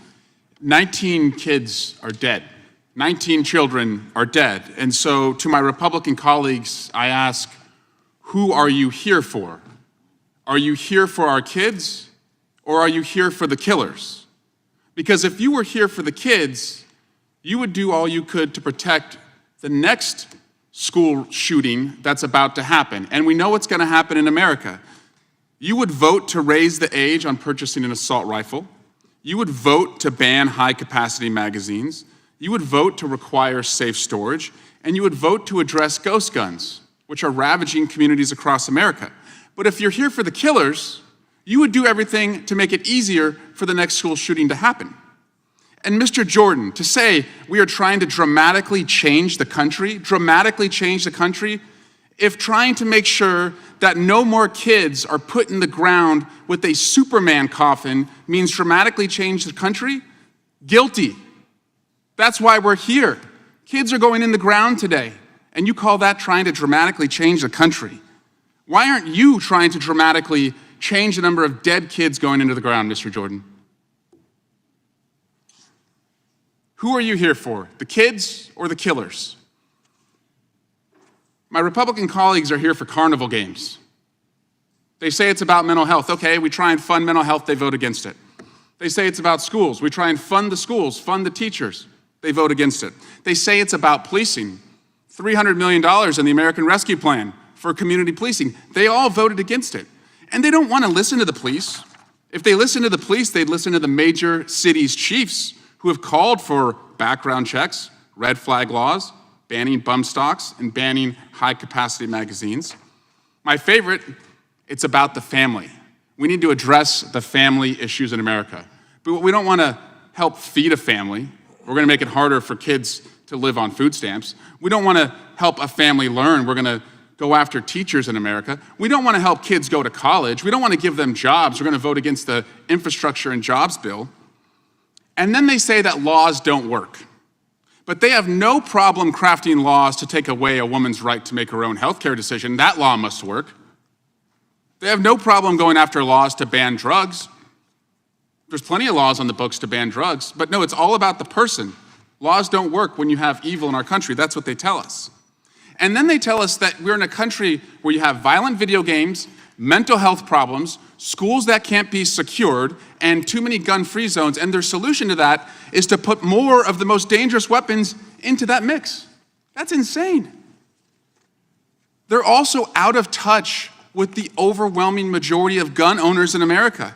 An organization called 97% just put out a poll that said among gun owners, and they only polled gun owners, 86% support background checks, 76% support safe storage, 67% support red flag laws. Those are gun owners.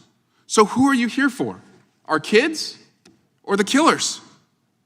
I'm here for people like Alex Navarro. She's a Moms Demand Action leader in the San Francisco Bay Area. And last week, after I convened a meeting among my constituents and people like Fred Guttenberg and Dr. Joe Saccharin, an emergency room physician at Johns Hopkins, Alex Navarro told my constituents that her 6-year-old daughter, after Uvalde, after seeing the images behind me, said to her, "Mom, what picture are you going to use for me? What picture are you going to use for me?" That's what children are asking their parents across America, because they don't believe they're going to come out alive. What picture are you going to use for me? We're supposed to be the protectors. We're supposed to be here for the kids. And so to my colleagues today who flew in town, came to work, got ready to argue, my question is, why did you come here at all? Why did you come here at all? If you're not here for the children, why don't you go to the funeral of the killer? Because that's the only place where the killer is being celebrated. We're here to get things done and protect our kids. What's your job? I yield back.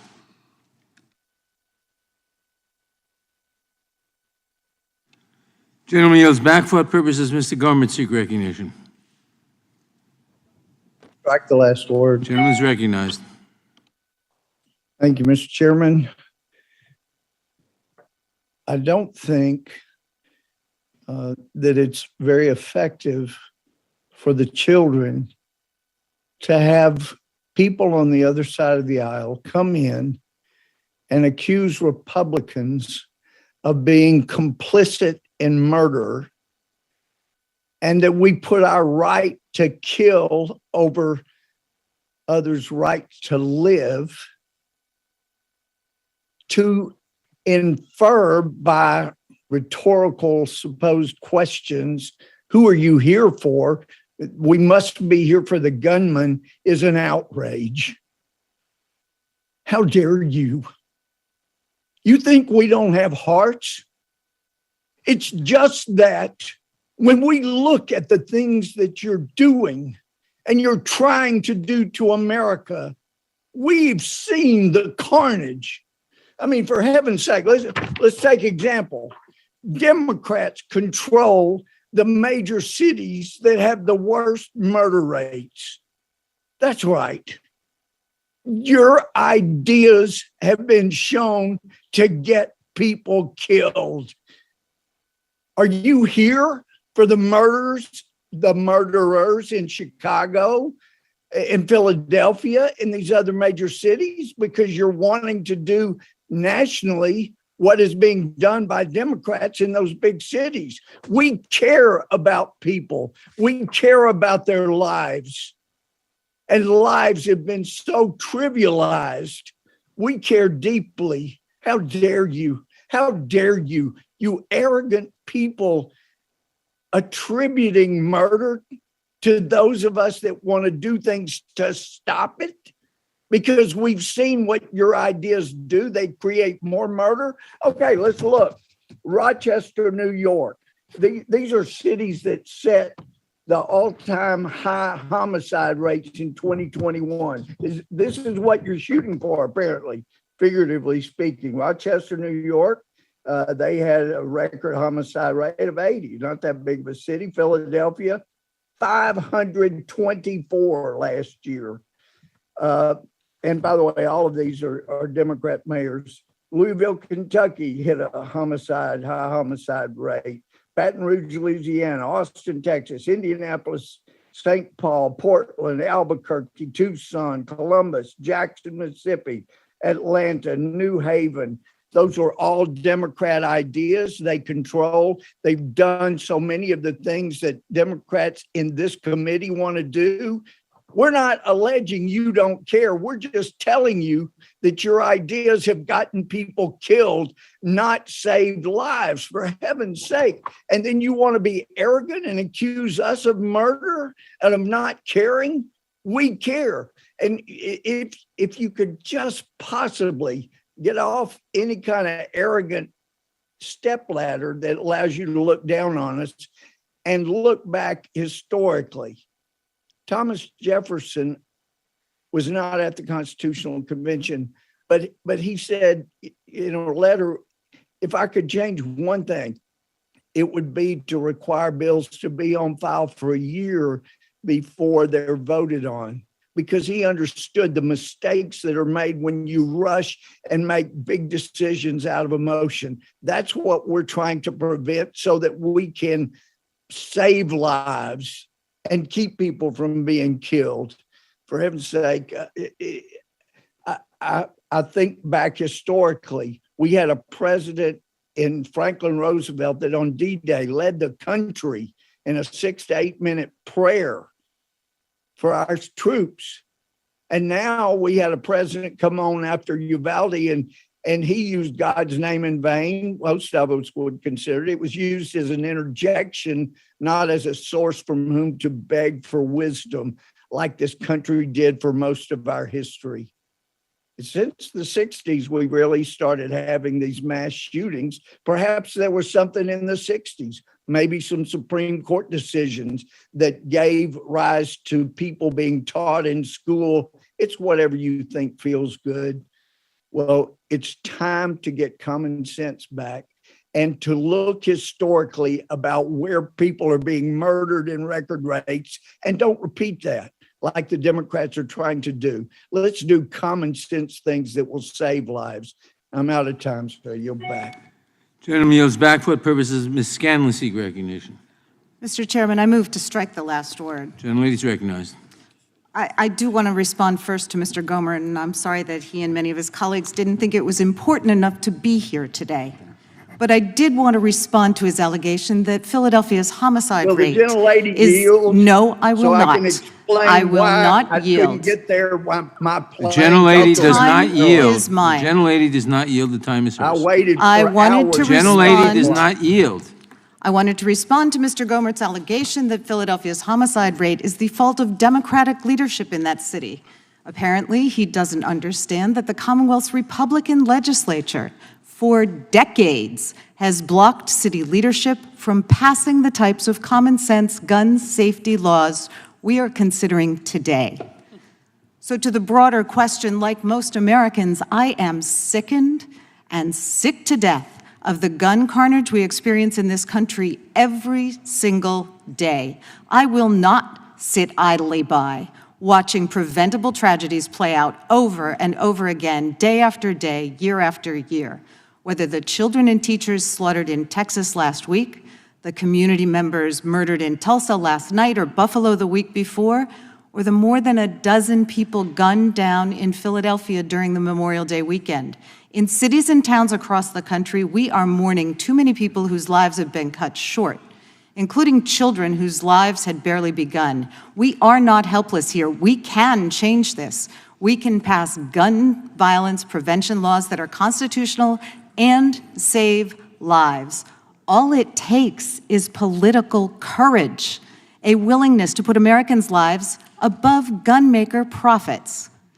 Over 2 decades ago, after the Columbine shooting, I rejected helplessness and hopelessness to organize members of my community to join the Million Mom March here in DC.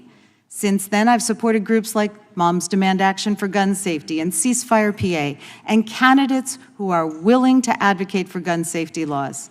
And in 2018, I came to Congress along with many of my colleagues, sent here by our constituents to pass common sense gun violence prevention legislation. And I'm not alone. The majority of my constituents and fellow Americans have decided enough is enough as well. They are demanding action from federal and state lawmakers. Gun violence is a big, multifaceted problem, but doing nothing is not a solution. The profits of gun manufacturers cannot be worth more than the lives of our children, our neighbors, our teachers, our doctors, our seniors. The Protecting Our Kids Act will address some of the key enabling conditions for gun violence and make changes that are constitutional, that will make America safer, and that are supported by law enforcement. This is not about repealing the Second Amendment or taking away the guns of responsible gun owners. I want to echo Mr. Deutsch in reminding our colleagues of Justice Scalia's opinion in Heller, in which he said that like the other rights secured by the Bill of Rights, the right secured by the Second Amendment is not without limits. Or as other justices have noted, the Constitution is not a suicide pact. This bill before us is not about being pro-gun or anti-gun. It's about desperately needing to stop gun violence. To my colleagues who oppose each and every common sense gun safety measure, do not insult Americans, our children, our teachers, or the memory of all those we have lost by offering thoughts and prayers with no action. Year after year, decade after decade, as the Bible tells us, faith without works is dead, and we are here to work. Do not insult Americans by offering hollow solutions like turning schools into armed fortresses when you won't spend the money to remove asbestos or lead from those schools. Do not insult Americans by advocating to arm teachers and guidance counselors and librarians when many of our schools don't have enough money to hire guidance counselors or librarians or enough teachers. And do not insult Americans by saying that fortifying schools is the solution when our children and the rest of us have to face the prospect of gunfire on the way to or from school and work, or the supermarket, or the hospital, or the movie theater, or our churches, mosques, and synagogues. I refuse to tell our children there's nothing we can do, that they must be sacrificial lambs to a twisted theory of armed Second Amendment liberty that is decoupled from personal responsibility. Our children know as well as we do that something can be done. We know it in our guts. Our children deserve to learn and grow in safety, and we have the power to give our kids a more hopeful and bright future. This weekend, America's National Youth Poet Laureate, Amanda Gorman, offered us a hymn in which she says, "May we choose our children over chaos. May another innocent never be lost." Mr. Chair, I yield back. Gentlelady yields back. For what purpose does Mr. Johnson of Louisiana seek recognition? Thank you. Move to strike the last word. Gentleman is recognized. Thank you, Mr. Chairman. We've heard some really outrageous and even very revealing things today. Mr. Jones said several minutes ago that we Democrats are seeking to abolish the filibuster and expand and pack the Supreme Court. We'll do anything necessary, he said, and that's what we know this is about. On Monday, President Joe Biden looked into a camera and said that he wants to ban 9mm handguns. This is one of the most widely purchased and used handguns by the citizens, law-abiding citizens of this country. In 2018, retired liberal Supreme Court Justice John Paul Stevens called for the repeal of the Second Amendment. And in recent days, liberals in Hollywood and even on Capitol Hill have started to echo that drumbeat once again. Our colleagues have made some outrageous claims here in this hearing today, been listening since it started. They've claimed, for example, that raising the purchasing age for semi-automatic rifles and shotguns to 21 will reduce school shootings. But as has been noted, this action has already been ruled unconstitutional by the liberal U.S. Court of Appeals for the Ninth Circuit, no less, when they struck down a California law imposing similar restrictions on gun purchases for 18 to 20-year-olds. Would the gentleman yield today, for a moment? I will not yield. Today, they've claimed that Republicans don't care about gun violence. We've heard this breathlessly over and over and over, and that's just outrageous. House Republicans have worked tirelessly to combat gun violence and have enacted meaningful laws to put more resources into mental health, to provide training for guidance counselors, to fund grants for law enforcement while the other side was trying to defund it, and provide money to harden schools. As has been noted today, President Biden apparently is not in favor of that idea. And that just seems crazy to anyone who looks at it objectively. Today, Democrats have claimed that gun-free school zones promote school safety, but arming teachers and school administrators would mean well-trained adults would be at the ready to protect themselves and the innocent children in their care. The depraved shooter in Buffalo a few weeks ago wrote in his manifesto, quote, "Areas where carrying a concealed weapon are outlawed or prohibited may be good areas of attack. Yeah, obviously. And of course, tragically, the elementary school in Uvalde banned people from carrying firearms. Yesterday, I interviewed for my podcast, Pastor YJ Jimenez. He's a pastor there on the ground who is ministering to the people of that West Texas community who have suffered from such unspeakable loss. His calming presence and clear conviction in national interviews has captured the attention of millions of Americans because he has spoken to the root causes for all this modern violence and bloodshed. America has a heart problem, he said, and he's exactly right. As Mr. Buck noted a few moments ago, what we're seeing right now is the results of decades of decline with the secularization of American society, the open assault on religion and morality and absolutes, and the breakdown of law and order. We're seeing the results of all this on young people in critical settings, in the culture at large, and of course in our schools. And it's an inevitable result of decisions that we've made in this culture. Yesterday, a New York Times survey was published that found that 94% of school administrators today say that students are suffering from anxiety and depression, and 88% report that students are having trouble managing their emotions. You know, Thoreau said there are thousands hacking at the branches of evil, the one who is striking at the root. This hearing today was called for this hastily pulled together hodgepodge of Democrat bills that have been sitting on the shelf and will do nothing to solve the real problems at hand. This is hacking at branches for the simple purpose of making a show, while the root problems remain unaddressed. That's what we should be working on. That's what we intend to work on. That's what we will work on when the Republicans retake the majority. We'll address the root causes. I hope we can. God help us to do that. I'd like to yield my remaining time to Mr. Gomer if he desires that, to address the false claim that was just made about him. Mr. Gobert, are you still with us? Yes, I am, and I appreciate my friend from Louisiana.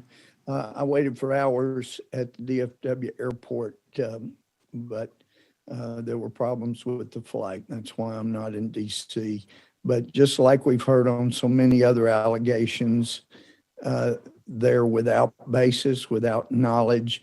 But one thing we've learned repeatedly, when Democrats accuse Republicans of things, whether it's colluding with Russia, it's often gaslighting and tells us more about what's in the conscience of the accusers. And I would also remind my colleagues, I didn't know in 2016, but when the Democrats took the House floor, they obstructed an official session of Congress, which is a felony. And that's what many of January 6ers were charged with. I yield back. Yield back. Thank you. Gentleman yields back for purposes. Gentleman from Colorado seek recognition. Mr. Chairman, I move to strike the last word. Gentleman is recognized. Thank you, Mr. Chairman. I'd be remiss if I didn't respond, at least briefly, to my colleague, Mr. Johnson. We have extended debates from time to time on the Constitution and our competing views about the constitutionality of different provisions. But I have to confess that I have seen Republicans do something today that I never thought I would ever see, which is apparently praising the Ninth Circuit Court of Appeals and taking the position that a Ninth Circuit Court of Appeals decision is the final word on the constitutionality of a given provision. Of course, I've served on this committee long enough to remember my colleagues on the other side of the aisle complaining about the Ninth Circuit year after year after year and making the case that simply because the Ninth Circuit had ruled something unconstitutional did not mean as a dispositive matter that the statute in question was unconstitutional. But in any event, I'll digress. Mr. Chairman, I want to say— Would the gentleman yield for a moment? I'll yield to the chairman, of course. Yes, I simply want to point out that the so-called liberal Ninth Circuit that made that decision, the panel was composed of 2 Trump appointees who decided on the majority and 1 Clinton appointee in the minority, and other circuits have decided to the contrary. So talk about this so-called liberal Ninth Circuit is historical, but no longer the case. I yield back to the gentleman. I thank the chairman. I agree. I think the chairman makes a salient point. And again, apparently the new standard for my colleagues on the other side of the aisle is that a singular panel decision from the Ninth Circuit is the final word on the constitutionality of a given state statute. Notwithstanding the potential en banc consideration to follow or potentially an appeal to the Supreme Court. In any event, I want to say thank you, Mr. Chairman, for holding this critically important emergency hearing. Our hearts are broken for the children of Uvalde, Texas. They are broken for the people of Buffalo, New York, and they are broken for the countless Americans that are being murdered each and every day in our country. Mr. Chairman, as you well know, the level of gun violence in our country is not normal, and we cannot stand for it. It is time, long past time, for this Congress to finally act and to start saving lives. My home state of Colorado has experienced the pain and the tragedy of gun violence far too often. In 1999, I was 14 years old when my high school was put on lockdown because 10 miles away, two shooters had entered Columbine High School and murdered in cold blood 13 innocent teachers and students. From Columbine to a movie theater in Aurora to the STEM school in Highlands Ranch, and as was mentioned previously, to a grocery store in my community last year, where 10 innocent people were murdered at a grocery store in Boulder, Colorado. Countless lives lost, children, parents, Coloradans, and Americans. The high schoolers who experienced Columbine are now grown up, and yet 23 years later, our kids continue to face gunfire in the places where they are supposed to be safe. Columbine was once considered to be the deadliest shooting in United States history at the time. And that, as we all know, is no longer the case. From Sandy Hook to Uvalde, far too many communities have been plagued by the scourge of gun violence. As policymakers, we have the opportunity today to do our part in stopping this violence. We have got to do more. We have to act. And today, we are doing precisely that. The Protecting Our Kids Act makes common sense changes to our gun laws that'll save lives. The safe storage requirements, which we passed in Colorado last year, raising the age required to buy semi-automatic rifles from 18 to 21, another common sense measure that I've co-sponsored since I came to Congress. There is more that we can and we must do. And I will certainly keep pushing for the same every day, because Boulder can't wait any longer. Colorado can't wait any longer. And our country certainly can't wait any longer. So I thank the chairman again for bringing this bill up for markup today, and I yield back the balance of my time. Gentleman yields back. For what purposes Mr. Shabbat seek recognition?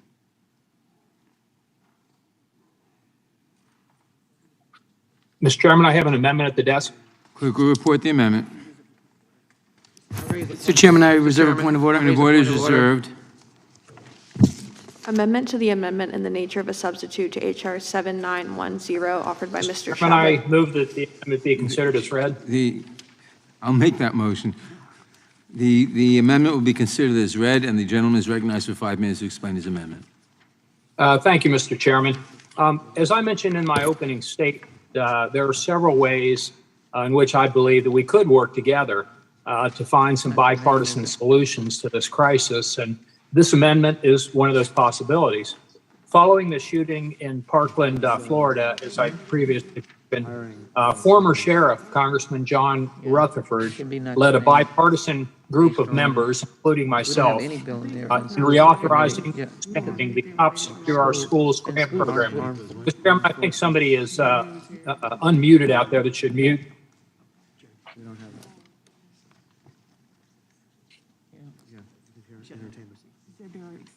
Gentleman will proceed. Thank you, Mr. Chairman. That program provides necessary funds to states and local school districts to strengthen security measures at schools across the country. The money can be used for metal detectors, for example. It can be used to adopt security plans.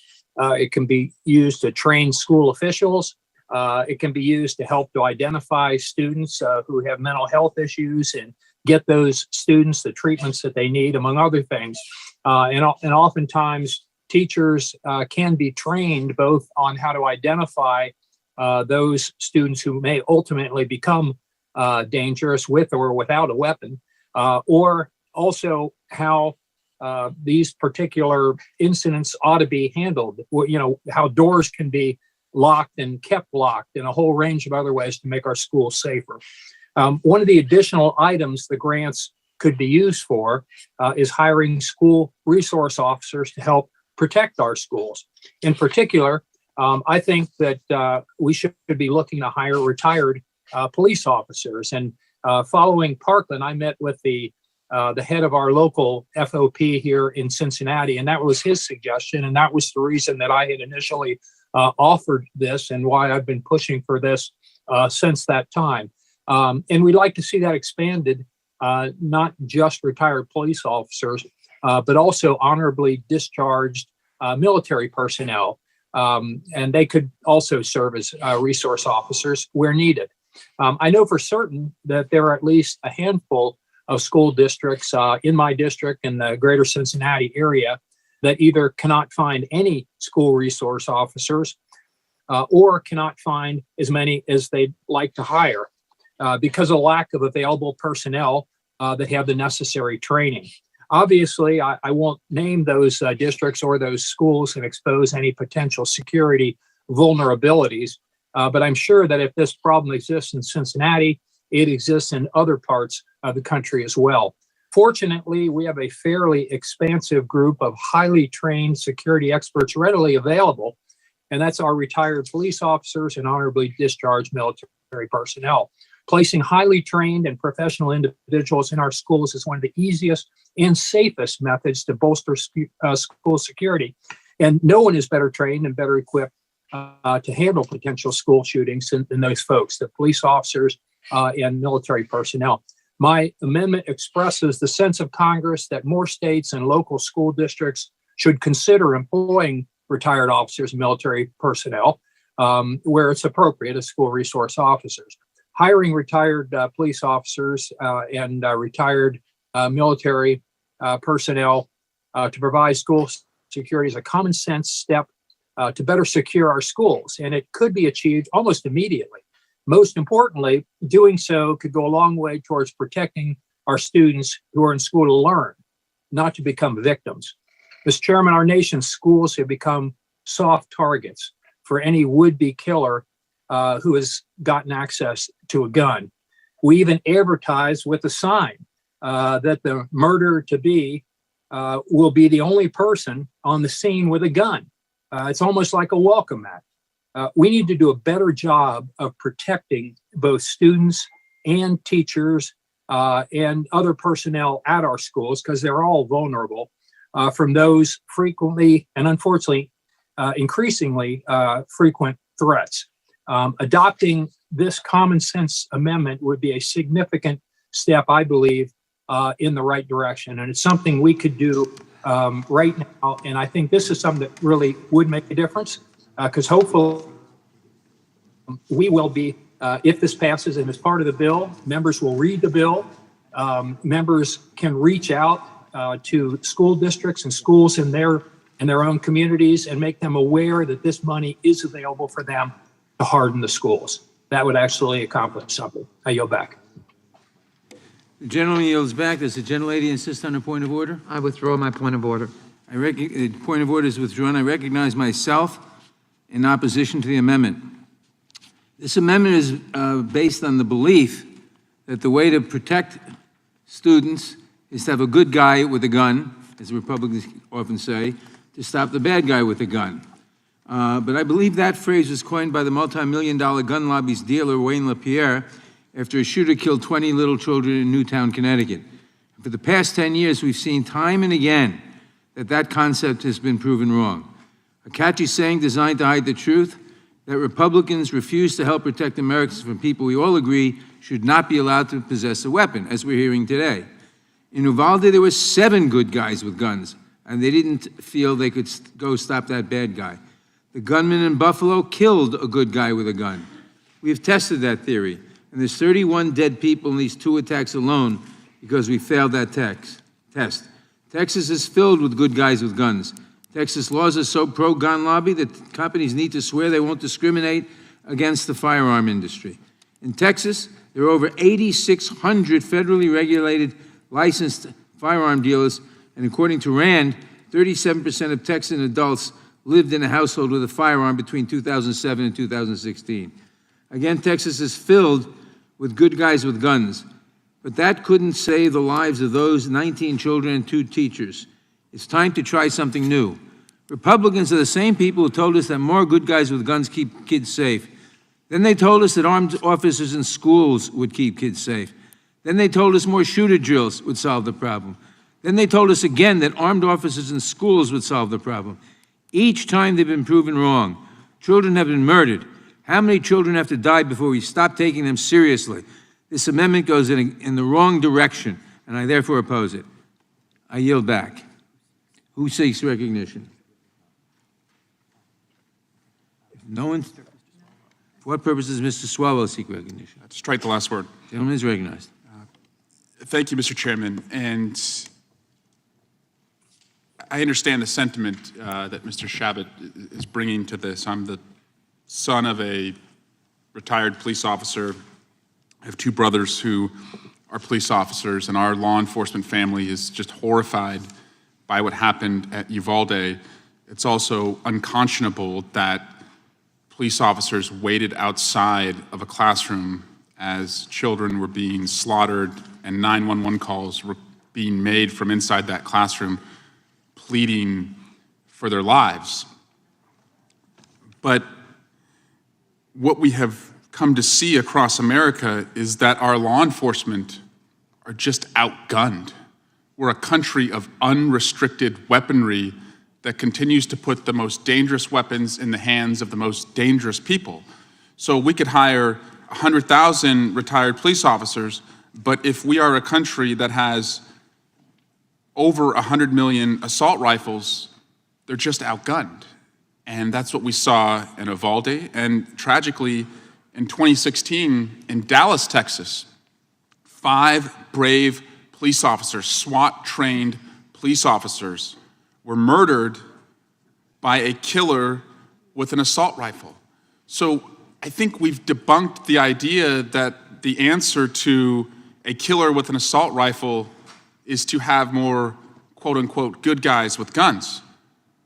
The good guys with guns are outgunned by the bad guys that we've given guns in our country. And so that's why we're addressing the root of the problem here with these 6 pieces of legislation. And with that, I'm going to yield to my colleague from Rhode Island, Mr. Cicilline. I thank the gentleman for yielding. I'd just like to add a couple of thoughts. And the first is, I don't think there is a single incident, and maybe there's one, but I've not found one, of an assailant using an assault weapon that was stopped by a person with a gun. So this is maybe there's one of the thousands and thousands and thousands of shootings. But the truth of the matter is, school resource officers are an important response to school safety. I was a mayor of a city, we hired school resource officers. But what I also know is it requires special training to be a school resource officer, and it's up to local communities to decide where that's appropriate, what schools they want to use school resource officers in. And so having someone who's a retired police officer or someone who used to be in the Army may not actually be the best person to be in that position. And in addition to that, I think the COPS program that you reference here requires the hiring of police officers.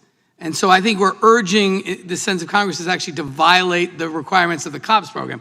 So I don't think internally the amendment can work. The COPS program is specifically for police officers. I think there are good reasons that it be current police officers who are current training, who really understand what a school resource officer does. It's not about just plunking down a law enforcement person in a school. And I do think it creates the impression that that's the source of gun violence in schools. It's not. So I strongly support the chairman's position and oppose the amendment, and yield back to the gentleman from California.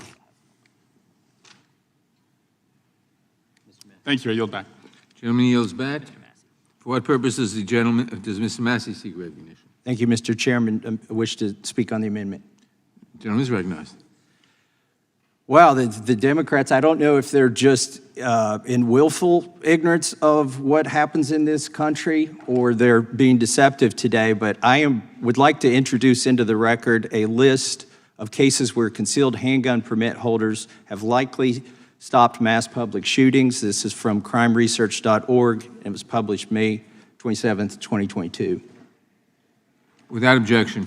I'll read from this list, and I'm going to run out of time, but I'll try to make each of these summaries brief because there are dozens of instances. Even though the media doesn't want to report them, sometimes they get reported. Just this week, last week, May 25th, 2022, Charleston, West Virginia. Here, a man with an extensive criminal history started firing an AR-15 style firearm into a crowd. Fortunately, a woman who was legally carrying a gun was there to stop the attack. She shot the attacker. It ended before anybody got hurt.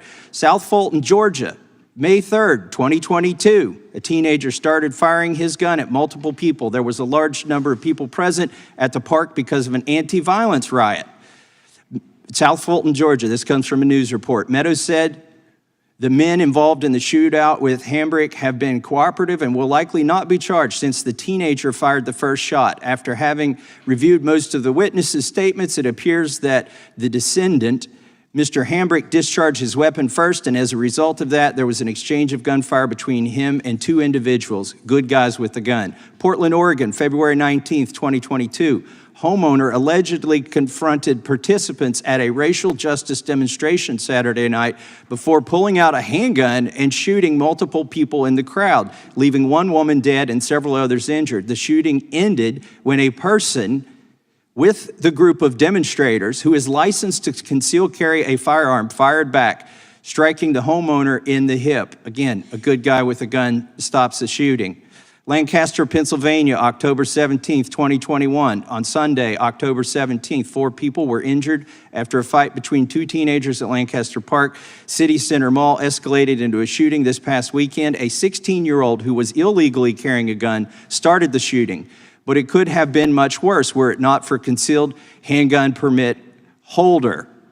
A bystander armed with a gun intervened in the shooting one of the participants. The unidentified bystander who legally possessed the firearm had heard gunshots related to the fight between two males that knew each other, police said. The bystander remained on the scene until security and police arrived. Syracuse, New York, August 31st, 2021. The district attorney credited a property manager with saving the lives of several individuals after he pulled out a legally possessed 9mm handgun, the very gun that Joe Biden wants to ban, and fatally wounded a man who opened fire on a crowd outside a building. San Antonio, Texas, August 11, 2021. A woman who crashed into a parked car in San Antonio's West Side neighborhood climbed out of her vehicle and began shooting indiscriminately at people who came out of their homes and rushed to aid her. The armed resident fired back and shot the driver to death, ending the violent threat to the neighborhood. And that was a good guy with a gun, or good gal with a gun sometimes. Fort Myers, Florida, July 22nd, 2021. A man who was a convicted felon and illegally possessing a gun fired multiple shots into a crowd before a bystander returned fire. When the bystander confronted the attacker, he stopped attacking and threw his gun in a parking lot. Fortunately, no one was injured in the attack. Chicago, Illinois, July 4th, 2021. It seems likely that if the concealed handgun permit holder hadn't intervened in this case, there would have been at least 3 deaths instead of just the one woman. Arvada, Colorado, June 21st, 2021. The attacker and 2 other people were killed in this attack. A good Samaritan who was killed in a shooting in Alvarado, Colorado. He did not hesitate. He didn't stand there and think about it. He totally heard the gunfire, went to the door, saw the shooter, and immediately ran in that direction. I just want to make sure his family knows how heroic he was.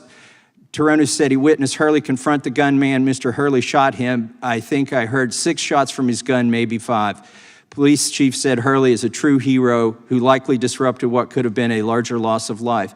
I'm running out of time, but Fort Smith, Arkansas, May 15th, 2021, Zachary Arnold, 26, fatally shot Lois Hicks, 87, in her apartment, then began shooting at other people in neighborhood apartments. Wallace A. West, 58, used a rifle, not a concealed handgun, to stop the attack.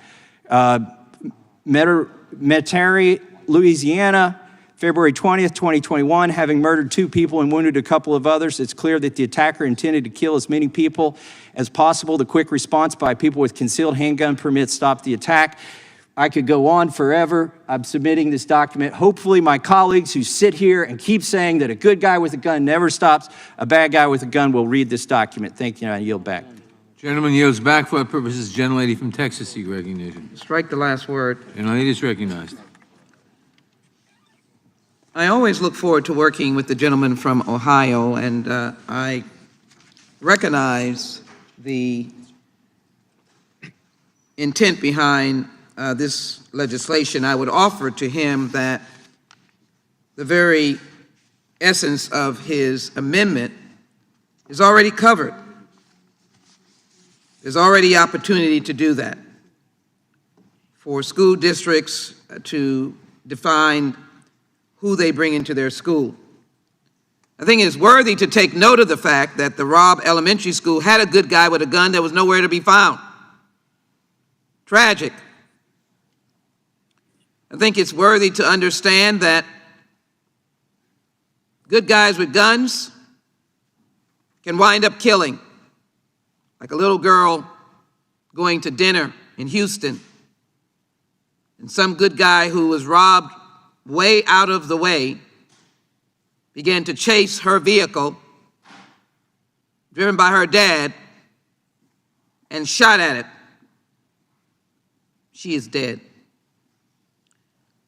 So no matter how we try to circumvent, to protect our kids, good guys with guns that can already be handled by school districts and other entities clearly is not the answer. Why are we running away from the crux of the matter?